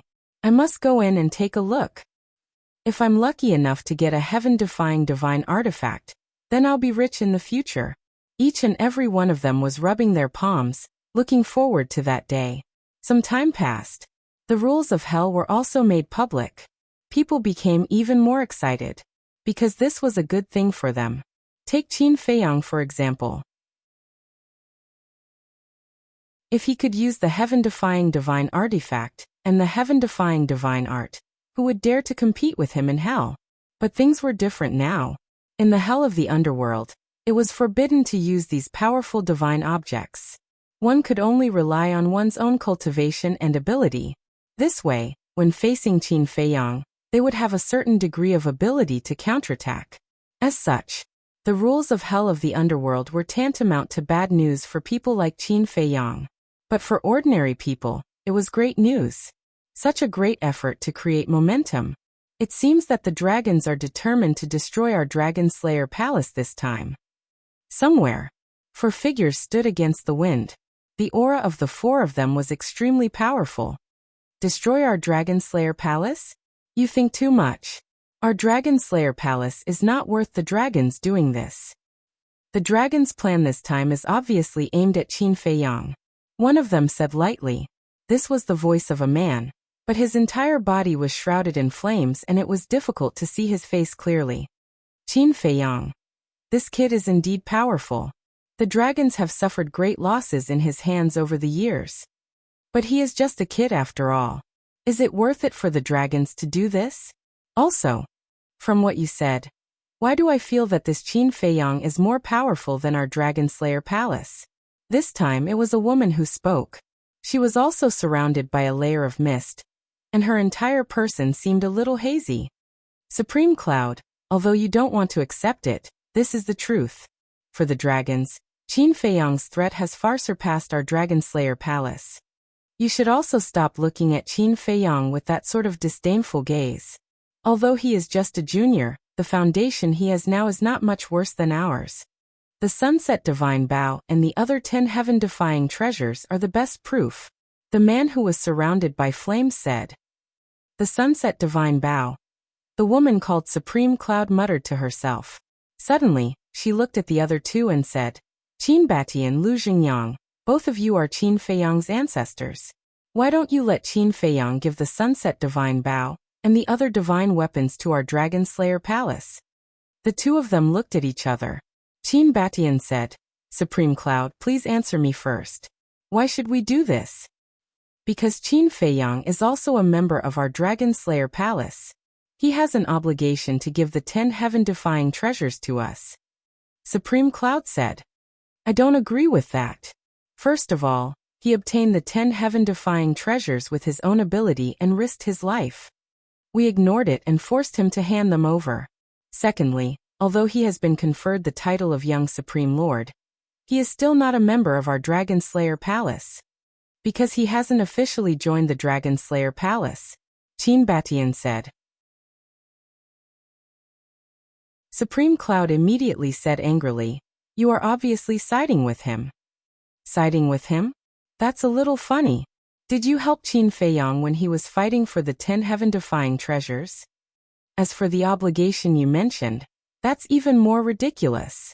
He obtained the heaven-defying treasures with his own ability. What obligation does he have to give them to you? If you want to talk about siding with him, it's you guys. Wu Baichuan and Du Yintian crossed the border to the north and tried to harm Qin Feiyang. Why didn't you guys say anything about this? Just pretend you don't know. What's the point of this? Lu Xingyang said coldly. Aren't you guys just thinking about yourselves after saying so much? Qin Feiyang is your descendant. The stronger Qin Feiyang's background is, the more advantageous it is for you guys. Supreme Cloud snorted. Du Yintian and Wu Baichuan are indeed in the wrong, but this is just a conflict between the younger generation. There's no need to make a big fuss over nothing. The man in flames said. Making a big fuss over nothing? From what you're saying, if Qin Feiyang were to kill the two of them, you wouldn't interfere? Lu Xingyang said. The man in flames said.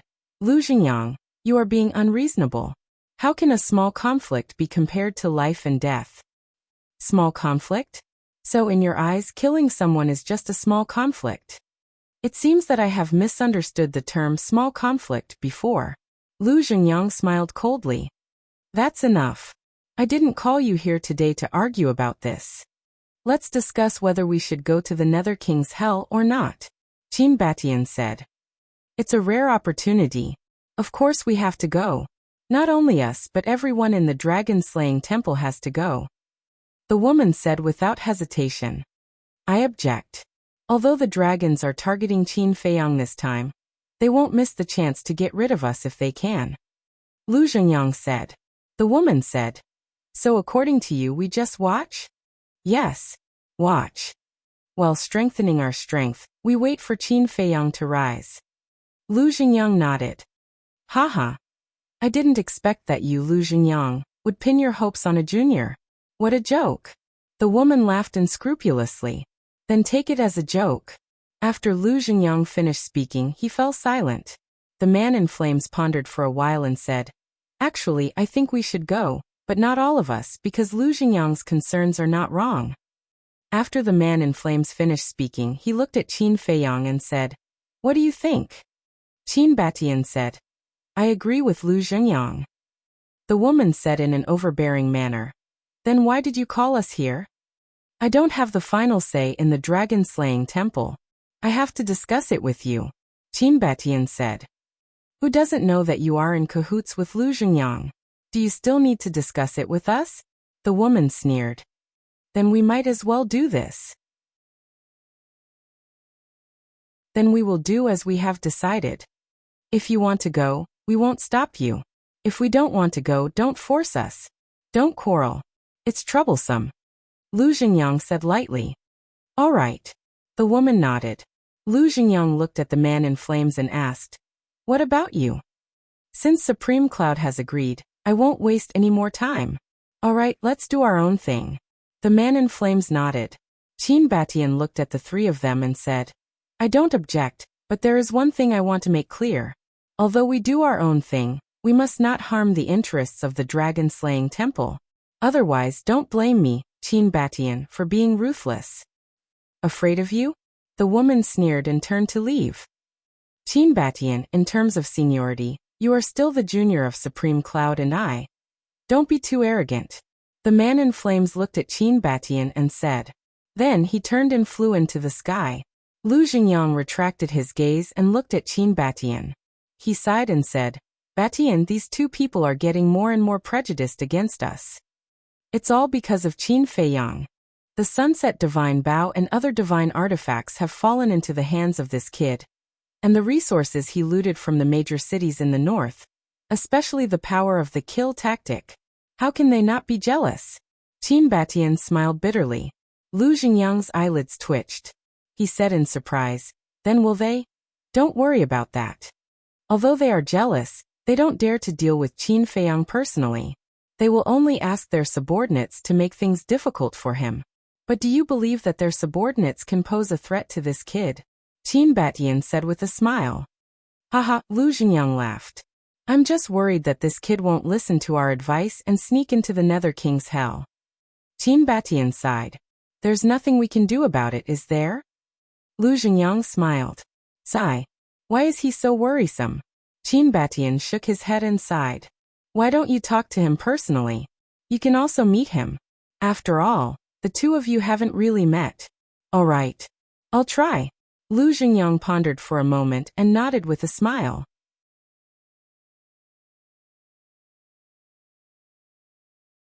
Chapter 2551. 3 days later. The Black Tortoise Realm. The Devil's Land at the top of the clouds. Qin Feiyang was covered in blood, but his eyes were extremely cold. With a thought, the 3 moves of the Dragon God art, the 4 moves of the Fire Phoenix art, the Bright King Golden Body, the Soul Extinguishing art, the Fire Thunder Divine art, and the Divine Armor all appeared. Streaks of destructive aura surged out like a volcanic eruption. These auras had surpassed the legendary deity arts. Opposite, Fire Lotus was also aggressive. But at this moment, there was a smile on her face. A total of half a year and 3 days had passed since Qin Feiyang came to the Black Tortoise Realm. A day outside was 100 years in the Black Tortoise Realm. In other words, 18,300 years had passed in the Black Tortoise Realm. For an entire 18,300 years, it was as if Qin Feiyang had been possessed by the devil. Every day, he would drag her to spar with him, and he would bleed almost every moment. Although he paid a lot, the harvest was also very amazing. Just like now, these 6 deity arts had all been upgraded to the supreme deity arts. Girl, take this. Qin Feiyang roared. The 6 deity arts shook the sky and attacked Fire Lotus. If you were a half-step invincible realm expert like me, I might not be your opponent. But now, Huo Lian's red lips curled up slightly. She pointed a finger in the air, and the 6 supreme-grade divine arts all disintegrated. Qin Feiyang's mouth was full of blood, and he looked helpless. The gap in cultivation was indeed impossible to make up. How is it? Huo Lian giggled. Don't be too proud. If you have the ability, then suppress your cultivation to the same level as mine. Qin Feiyang pursed his lips. Okay. Fire Lotus nodded and directly suppressed her cultivation to the lesser immortal realm. Haha. Girl, you look down on me too much. You really dare to suppress your cultivation. 3,000 incarnations open. Qin Feiyang roared.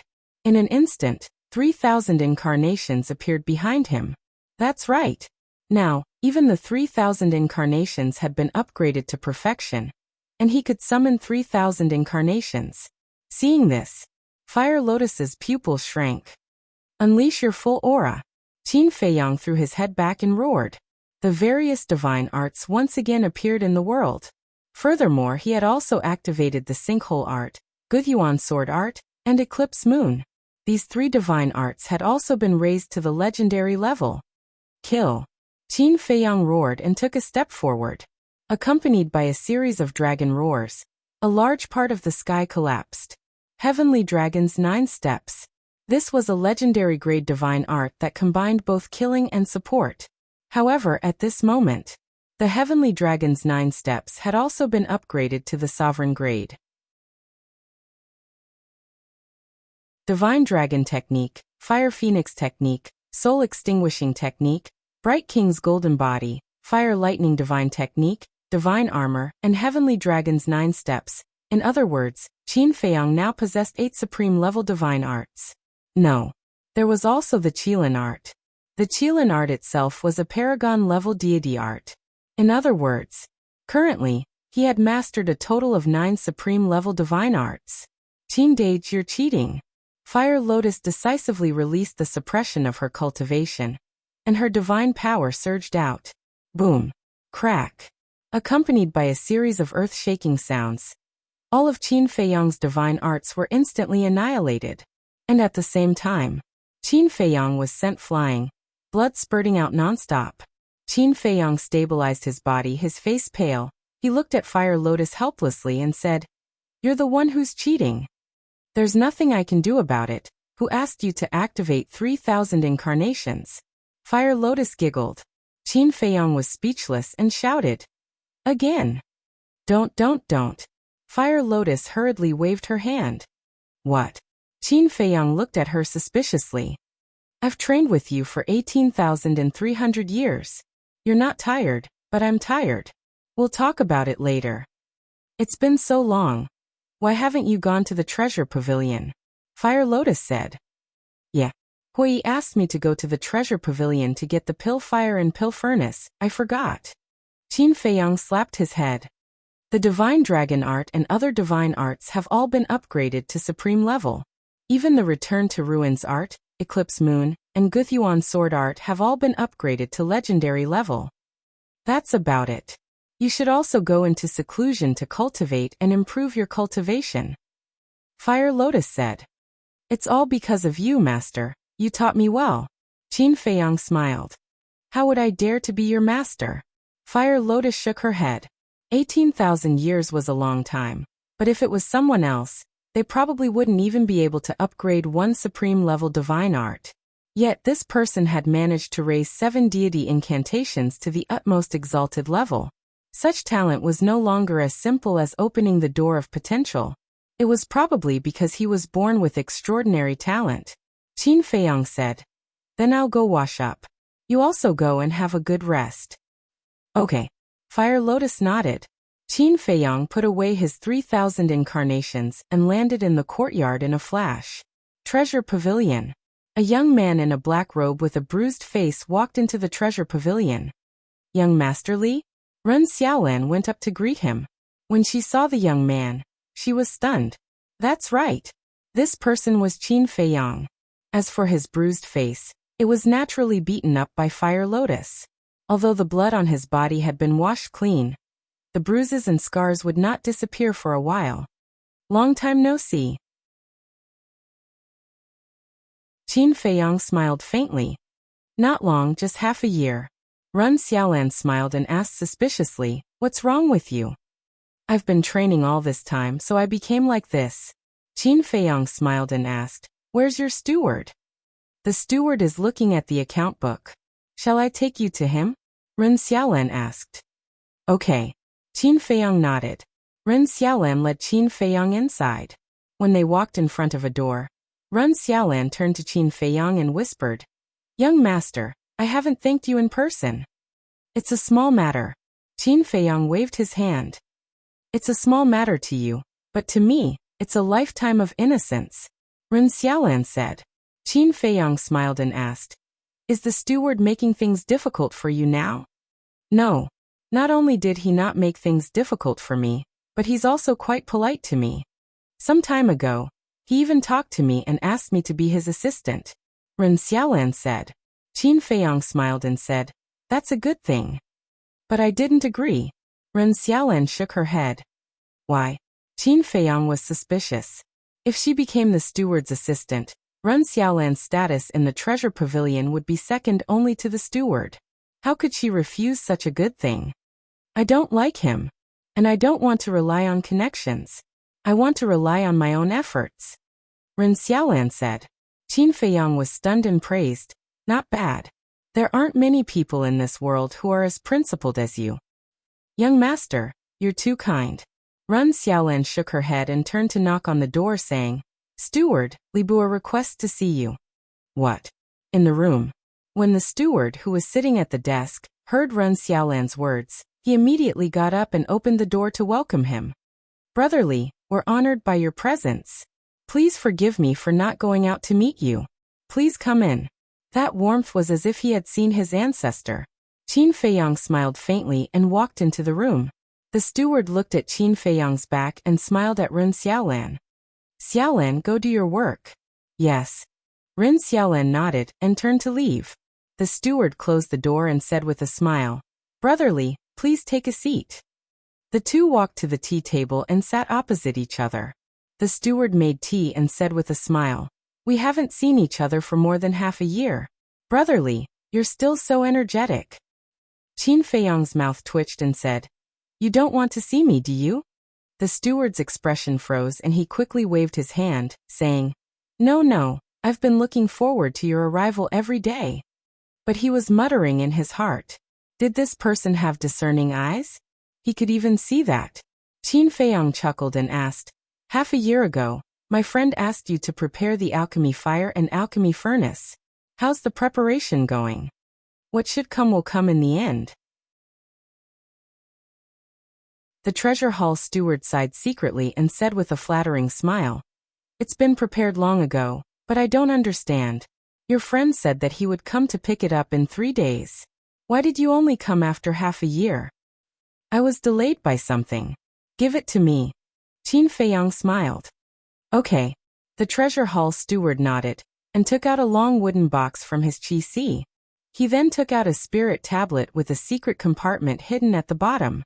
Inside the secret compartment was an interspatial ring. This is the box you hid your things in? Qin Feiyang looked at the wooden box curiously. Huai had told him about it at the time, and he found it hard to believe. In this world, how could someone use their late father's spirit tablet as a cover? But he didn't expect it to be true. The steward smiled and took out the interspatial ring from the secret compartment. Then he took out 6 square iron boxes and a cauldron-shaped alchemy furnace from the interspatial ring.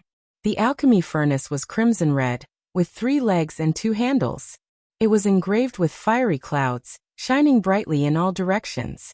The steward smiled and said, "This is a 6th grade divine alchemy furnace, the fire cloud furnace." Qin Feiyang looked carefully and nodded in satisfaction. It was indeed a 6th grade divine alchemy furnace. The steward pointed to the 6 iron boxes and said, "Inside these iron boxes are 3 4th grade divine alchemy fires and 3 5th grade divine alchemy fires." Qin Feiyang opened them one by one, and after confirming that there were no mistakes, he put them away. The steward smiled and said, "Brotherly, are you satisfied?" "Not bad." Qin Feiyang nodded and asked suspiciously, "But why aren't there any 6th grade divine alchemy fires?" The steward's expression stiffened and he sighed. "To tell you the truth, even in the treasure hall, 6th grade divine alchemy fires are few and far between. Moreover, the chief pavilion master knows all of these alchemy fires, so I really didn't dare to take the risk and steal them. Please forgive me." Actually, a 6th grade divine alchemy furnace is the same. The chief pavilion master knows all of them. So this fire cloud furnace doesn't belong to the treasure hall. I went out to buy it some time ago. The steward added. "I see." Qin Feiyang nodded and smiled. "Then I'll have to trouble you." "It's no trouble at all. As long as you're satisfied." The steward hurriedly waved his hand. Qin Feiyang smiled faintly and got up. "All right then, I'll take my leave first." "Wait." The steward hurriedly reached out to stop Qin Feiyang. "What's wrong?" Qin Feiyang looked at him suspiciously. "Brotherly, look. I've given you the alchemy fire and furnace for free. Then, can you destroy the video recorded by your friend?" The steward looked at Qin Feiyang flatteringly. "Destroy? That won't do. What if you bite me again after destroying the evidence?" "It's all in the past. Even if what I say is true, no one will believe me." Qin Feiyang said. "How is that possible? Even if I have 100 guts, I won't dare to provoke you again." "Brotherly, don't worry. I've really turned over a new leaf." The steward was burning with anxiety and looked at Qin Feiyang pitifully.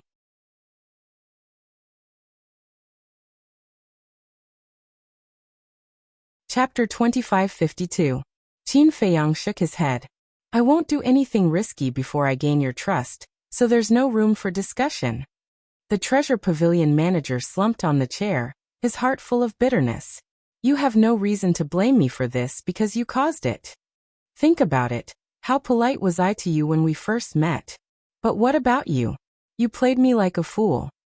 My life motto is that you have to pay the price for doing wrong." Qin Feiyang said indifferently. The treasure pavilion manager lowered his head and said, "I'm sorry."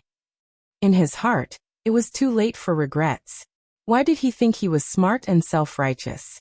Qin Feiyang glanced at the manager, pondered for a moment, and said, "Wait for me." After that, he disappeared without a trace.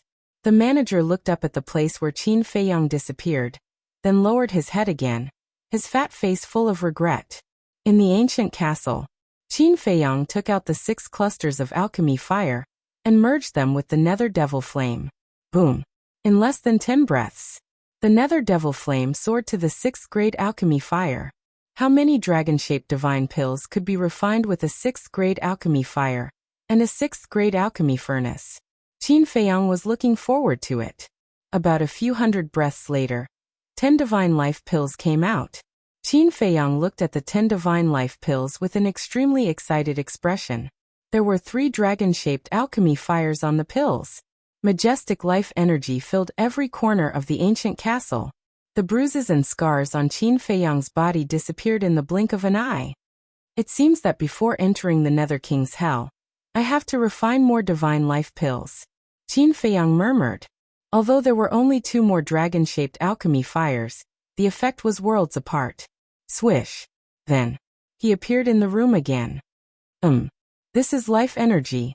Sensing the sudden emergence of a majestic vitality, the steward immediately looked up at Qin Feiyang. However, when he saw the 10 divine elixirs floating in front of Qin Feiyang, his eyes lit up.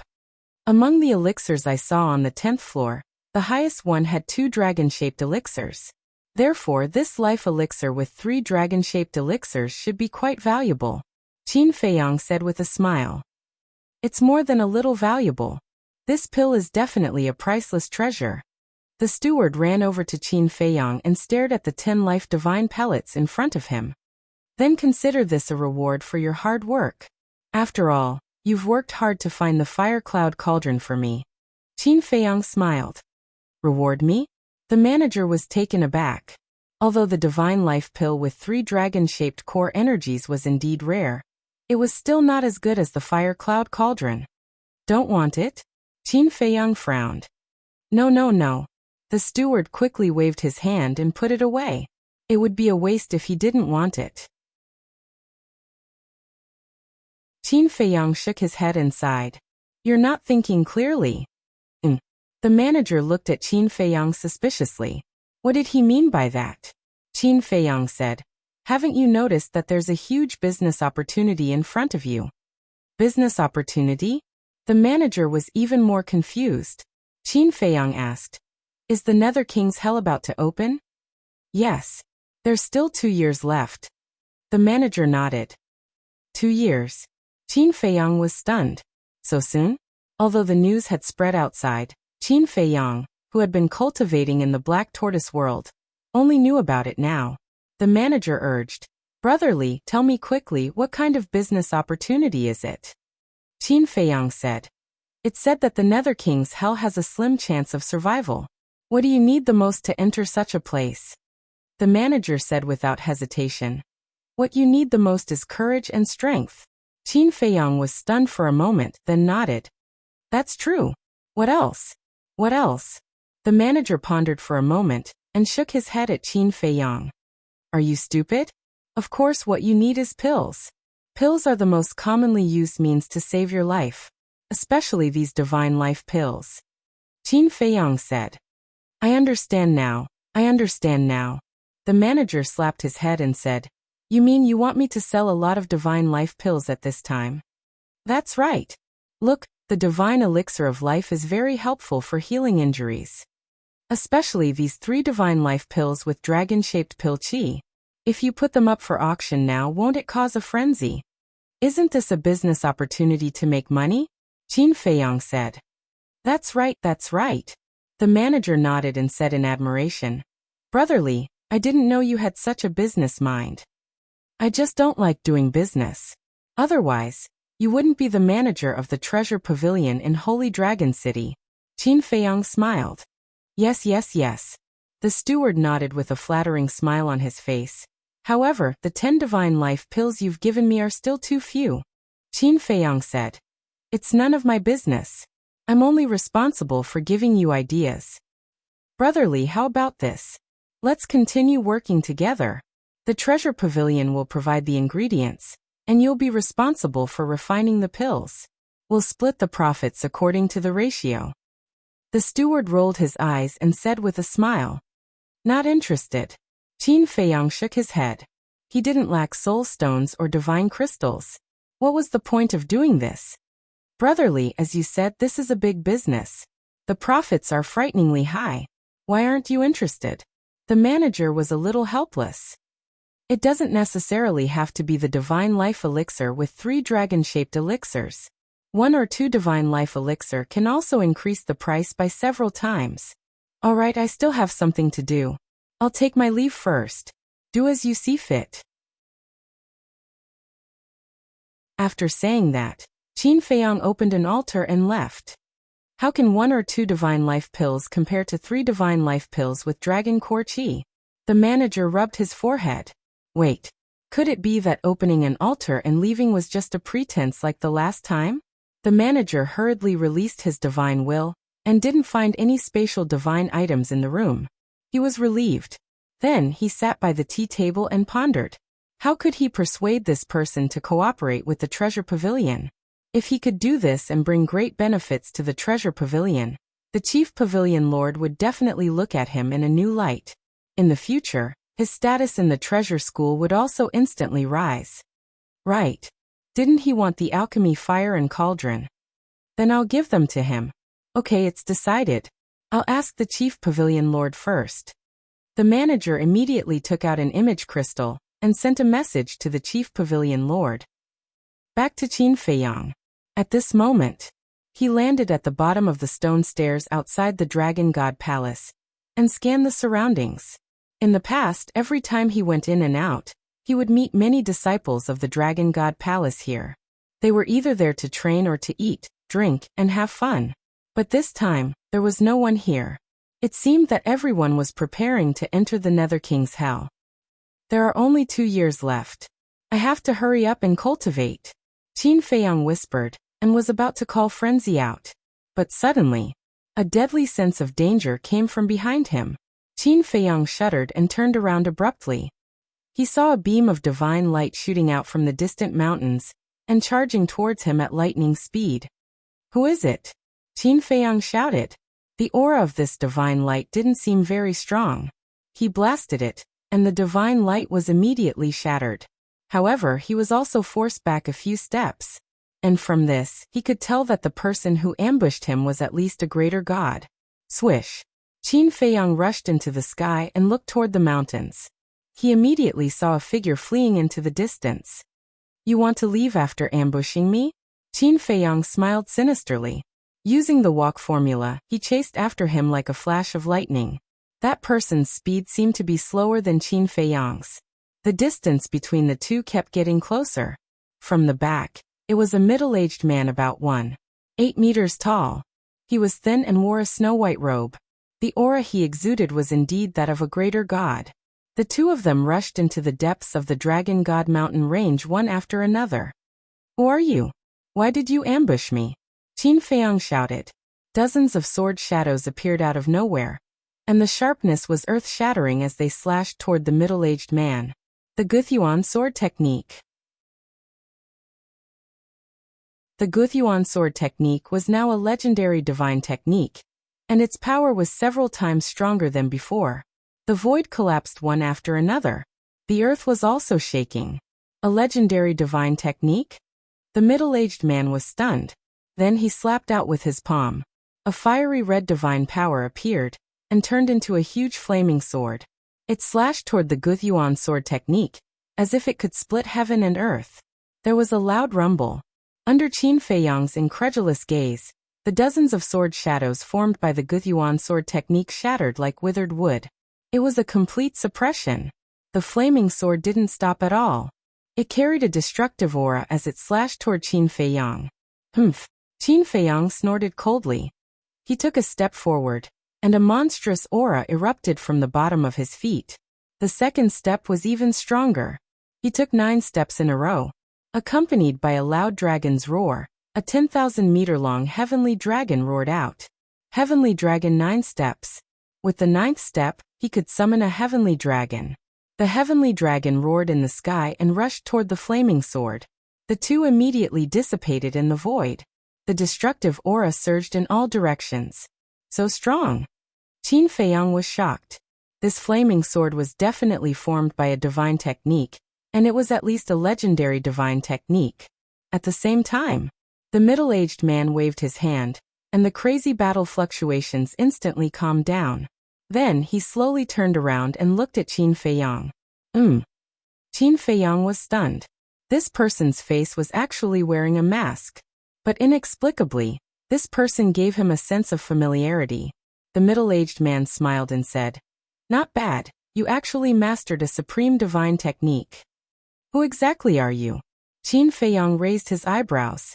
The middle-aged man smiled faintly and said, "If you want to know who I am, then it depends on your ability." "Okay. Then just wait for your despair." Qin Feiyang waved his hand, and 3,000 clones appeared. You have already cultivated 3,000 clones to perfection." The middle-aged man was surprised. Qin Feiyang was also surprised and shouted, "How do you know 3,000 clones?" "I know far more than you think." The middle-aged man waved his hand, and a wave of flame divine power rolled out. The next moment, a palm-sized divine seal appeared. The divine seal was fiery red, and at the bottom, there was a fire phoenix clinging to it. "This is..." Qin Feiyang looked at the divine seal in a daze. It was actually the first style of the fire phoenix art, fire phoenix seal.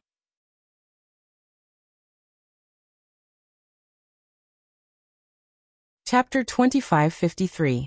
Fire Phoenix Technique. As far as Qin Feiyang knew, other than the Lu family, he was the only one who knew the Fire Phoenix technique in this world. And this person actually knew about the 3,000 incarnations? A figure suddenly appeared in Qin Feiyang's mind. Could it be him? The Fire Phoenix seal had already arrived. That aura had reached the level of the Supreme Divine Technique. Qin Feiyang looked at the middle-aged man in front of him. The corners of his mouth lifted slightly, and he shouted to the 3,000 incarnations, "Kill him!" Boom! Immediately, flames soared into the sky. In the sky above, 3,001 Fire Phoenix seals instantly appeared. This aura, the middle-aged man was startled. It had actually reached the level of the Supreme Divine Technique. "Kill!" Qin Feiyang and the 3,000 incarnations roared in unison. The Fire Phoenix seal immediately collided with the Fire Phoenix technique on the opposite side like a meteor. Boom! Crack! Accompanied by a series of earth-shaking loud noises, after losing hundreds of Fire Phoenix seals, the opposite Fire Phoenix seal finally collapsed. "Don't stop! How dare you sneak attack me, directly cripple him!" Qin Feiyang shouted. The remaining 2,000 or so Fire Phoenix seals bombarded the middle-aged man. "Cripple me?" The middle-aged man's mouth twitched. What an arrogant brat. It seemed that if he didn't teach him a lesson, he wouldn't know the immensity of heaven and earth. Boom! Suddenly, the middle-aged man's aura soared, and he slammed his palm into the air. A wave of divine power surged out, crushing the 2,000 or so Fire Phoenix seals as easily as crushing dry weeds. "Still hiding your strength?" Qin Feiyang was furious, and he decisively activated the kill technique, and a blood-red flash instantly appeared in front of the middle-aged man. The middle-aged man snorted coldly, and still slapped with his bare hands. Boom! The blood-red flash immediately dissipated. "What?" Qin Feiyang looked shocked, and suddenly a monstrous murderous intent emerged. As the blood-red light burst out, a blood-red longsword appeared. The middle-aged man's expression changed, and he said angrily, "Bastard brat, are you serious? Do you think I'm playing house with you?" Qin Feiyang sneered. The middle-aged man was speechless. But suddenly, he looked in the direction of the Dragon God Palace, and his pupils shrank as he hurriedly said, "Yi Zhong is here, stop!" As he spoke, the middle-aged man waved his hand and quickly erased the battle fluctuations here. "What?" Qin Feiyang's expression changed, and he hurriedly led the middle-aged man into the castle. Soon, a white-haired old man flew over. He stopped in midair and scanned his surroundings. Where is he? He then released his inner sight, but found nothing in the void of space. After looking at him suspiciously for a while, Yi Zhong turned around and left. Inside the castle, Qin Feiyang heaved a sigh of relief when he saw Yi Zhong leaving. The middle-aged man let out a long breath and turned to look at Qin Feiyang. He snorted coldly and said, "Boy, you've got guts. You even want to kill me. Who are you? Do I know you?" Qin Feiyang looked at him coldly. "Playing dumb?" The middle-aged man's face darkened as he said angrily, "If you didn't recognize me, how dare you bring me to the castle? I really didn't recognize you. Who are you? Why did you sneak attack me?" Qin Feiyang was suspicious. The middle-aged man couldn't help but be angry and took off his mask. Immediately, a weather-beaten face appeared in Qin Feiyang's line of sight. It was indeed a middle-aged face. His facial features were as if they were carved by a knife. His 2 eyebrows were as neat as a knife. There were wisps of white hair at his temples, emitting an aura of vicissitudes. It's really him, Qin Feiyang muttered in his heart. That's right. This person was Lu Xingyang. Although he had never seen Lu Xingyang's original body, he had seen Lu Xingyang's statue and could recognize him at a glance. And when he saw the Fire Phoenix technique before, he had indeed guessed that it was Lu Xingyang. He pretended not to know because he wanted to cooperate with Lu Xingyang to finish this show. If his identity was exposed, wouldn't Lu Xingyang lose face? Qin Feiyang's eyes turned, and he looked at Lu Xingyang in surprise and said, "You are still pretending?" Lu Xingyang's veins were bulging. He didn't believe that Qin Feiyang couldn't recognize him. You aren't you, Ancestor Lu Xingyang? So it's you.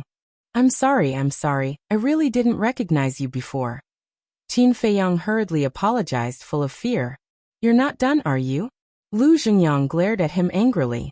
Qin Feiyang smiled and said, "Don't you like to act?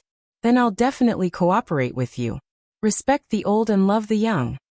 Lu Xingyang rolled his eyes, then began to look at the castle. Why did you suddenly come to see me? Qin Feiyang looked at him suspiciously. Can't I come to see you? Lu Xingyang said lightly, walked out of the castle, and shook his head as he glanced outside. Qin Feiyang followed him out and said with a smile, "Look at what you're saying. It's my honor that you can come." Did you eat honey? Lu Xingyang was speechless. Qin Feiyang scratched his head and laughed dryly. Lu Xingyang? Suddenly, Fire Lotus came from afar and looked at Lu Xingyang in surprise. Palace Master, long time no see. Lu Xingyang cupped his hands and smiled. You know each other? Qin Feiyang looked at the two of them in surprise. I had the honor of meeting you once. Fire Lotus smiled and walked closer. Looking at Lu Xingyang, she said with emotion, "It's been many years. How have you been these years?" "Pretty good." Lu Xingyang nodded and said with a smile, "Thank you for taking care of this kid all these years. You're being too polite. Besides, it's Qin Dage who has always been taking care of me." Fire Lotus shook her head. Qin Dage? Lu Xingyang was stunned and turned to look at Qin Feiyang with a strange look in his eyes. Ancestor, is there a problem? Qin Feiyang looked at him suspiciously. Do you know how old she is? According to age and seniority, I have to address her as a junior. Lu Xingyang transmitted his voice. Qin Feiyang said secretly, You still have to address yourself as a junior in front of Fire Lotus? Then I'm her brother and sister. Don't you have to address me as? Get lost. Without waiting for Qin Feiyang to finish, Lu Xingyang glared at him fiercely. Qin Feiyang smiled embarrassedly. Fire Lotus smiled and said, Let's go to the courtyard over there and sit and talk. Okay. Lu Xingyang nodded. Although his cultivation was now stronger than Fire Lotus, he was still very polite to Fire Lotus. The three of them entered the courtyard and sat in the pavilion. Fire Lotus began to make tea. Qin Feiyang smiled and asked, Ancestor, what do you think of my black tortoise world? Lu Xingyang looked around and said with a smile, It's very good. How did you get the black tortoise world? I heard from Zhao Tailai and the others. It's rare. Yes. When I got the black tortoise world, I was really fighting to survive. Qin Feiyang nodded. For a moment, he was filled with emotions. At that time, no one would have thought that only mortals could enter the Great Hall. Feiyang, have you ever thought that the small beast might be helping you? Lu Xingyang said. Helping me? Qin Feiyang was stunned. Yes. Think about it. At that time, it killed everyone in the depths of the desert. Then, you opened the gate of rebirth to save everyone and lost your cultivation. And that great hall can only be entered by mortals. Could it be that the small beast wanted you to enter that great hall and get the black tortoise world? So it used this method to destroy your cultivation? Lu Xingyang analyzed. Qin Feiyang fell silent. Suddenly, a murderous intent flashed in his eyes. Whether it's helping me or not, I won't let it go. Lu Xingyang asked. Is it because of your cousin and the inner demons? Yes. And Uncle Yuan. In order to protect the Qin clan, Uncle Yuan became the guardian of the great Qin Empire. And as a price, his cultivation will forever stop at the half-step Divine Lord realm. I don't know how to help Uncle Yuan, but I think that if the small beast dies, the curse will definitely disappear. Qin Feiyang said. Lu Xingyang comforted him. Actually, you don't have to blame yourself because I believe that neither your cousin nor the inner demons will blame you. It'll be good if they blame me because at least it means that they're still alive. Qin Feiyang said dejectedly. Lu Xingyang sighed inwardly and didn't know how to continue comforting him. He patted Qin Feiyang's shoulder, indicating that he should be more open-minded. After Fire Lotus brewed tea, she looked at the two of them and smiled. Let's not talk about these things. Have some tea. Yes, let's not talk about it. Lu Xingyang waved his hand. He picked up the teacup and sniffed it. His eyes immediately lit up, and he started tasting it. His face was filled with reminiscence. Seeing that Qin Feiyang was still a little dejected, she smiled. This is heavenly immortal dew, right? Qin Feiyang started and asked in astonishment. You know about it? Of course. I once stayed in the Eastern Tomb for a long period of time. And the Heavenly Immortal Tower is the place I frequented the most. Lu Xingyang smiled and asked, Oh right, who is the current Tower Lord of the Heavenly Immortal Tower? It's useless to ask Qin Dage because he doesn't even know Miss Heavenly Immortal's name. But I can answer you. The current Tower Lord of the Heavenly Immortal Tower is Old Pang's granddaughter. Fire Lotus smiled. His granddaughter? Lu Xingyang was stunned. MHM. Fire Lotus nodded. I didn't expect his granddaughter to be able to hold her own. Time really flies. Lu Xingyang shook his head and sighed. Since you've stayed in the Eastern Tomb, why haven't I heard any rumors about you? Qin Feiyang looked at Lu Xingyang suspiciously. One has to keep a low profile. Lu Xingyang smiled. How can one become one of the 4 sovereigns of the Dragon Slayer Palace by keeping a low profile? Qin Feiyang was speechless. You don't say. I'm really not interested in the sovereigns of the Dragon Slayer Palace. Back then, I founded the Dragon Slayer Palace with Qin Batian because he tricked me. Now, I can't wait for someone to replace me. Feiyang, you're quite capable. Why don't you do it? Lu Xingyang said. Me? Forget it. Qin Feiyang hurriedly waved his hand. He wasn't interested in such a tedious task. After all, I'm considered half your ancestor. Aren't you going to help me with such a small matter? Lu Xingyang was dissatisfied. It's not like you don't know me. I'm more afraid of trouble than you are. Let's talk about it later. It's related to the sovereigns of the Dragon Slayer Palace. This is just a small matter? You really treat me like a 3-year-old child. Qin Feiyang shook his head speechlessly. Lu Xingyang smiled embarrassedly. Qin Feiyang took a sip of tea and said indifferently, You didn't come here just to chat with me, right? You're tuning in to the Li Mei's Wuxia Whispers YouTube channel. We're so grateful for your support and don't forget to subscribe to join us on this incredible journey through captivating stories. Your generosity through donations truly makes a world of difference, as it's the primary source of revenue that allows me to expand and enhance this channel for you. Thank you from the bottom of my heart for being a part of this adventure.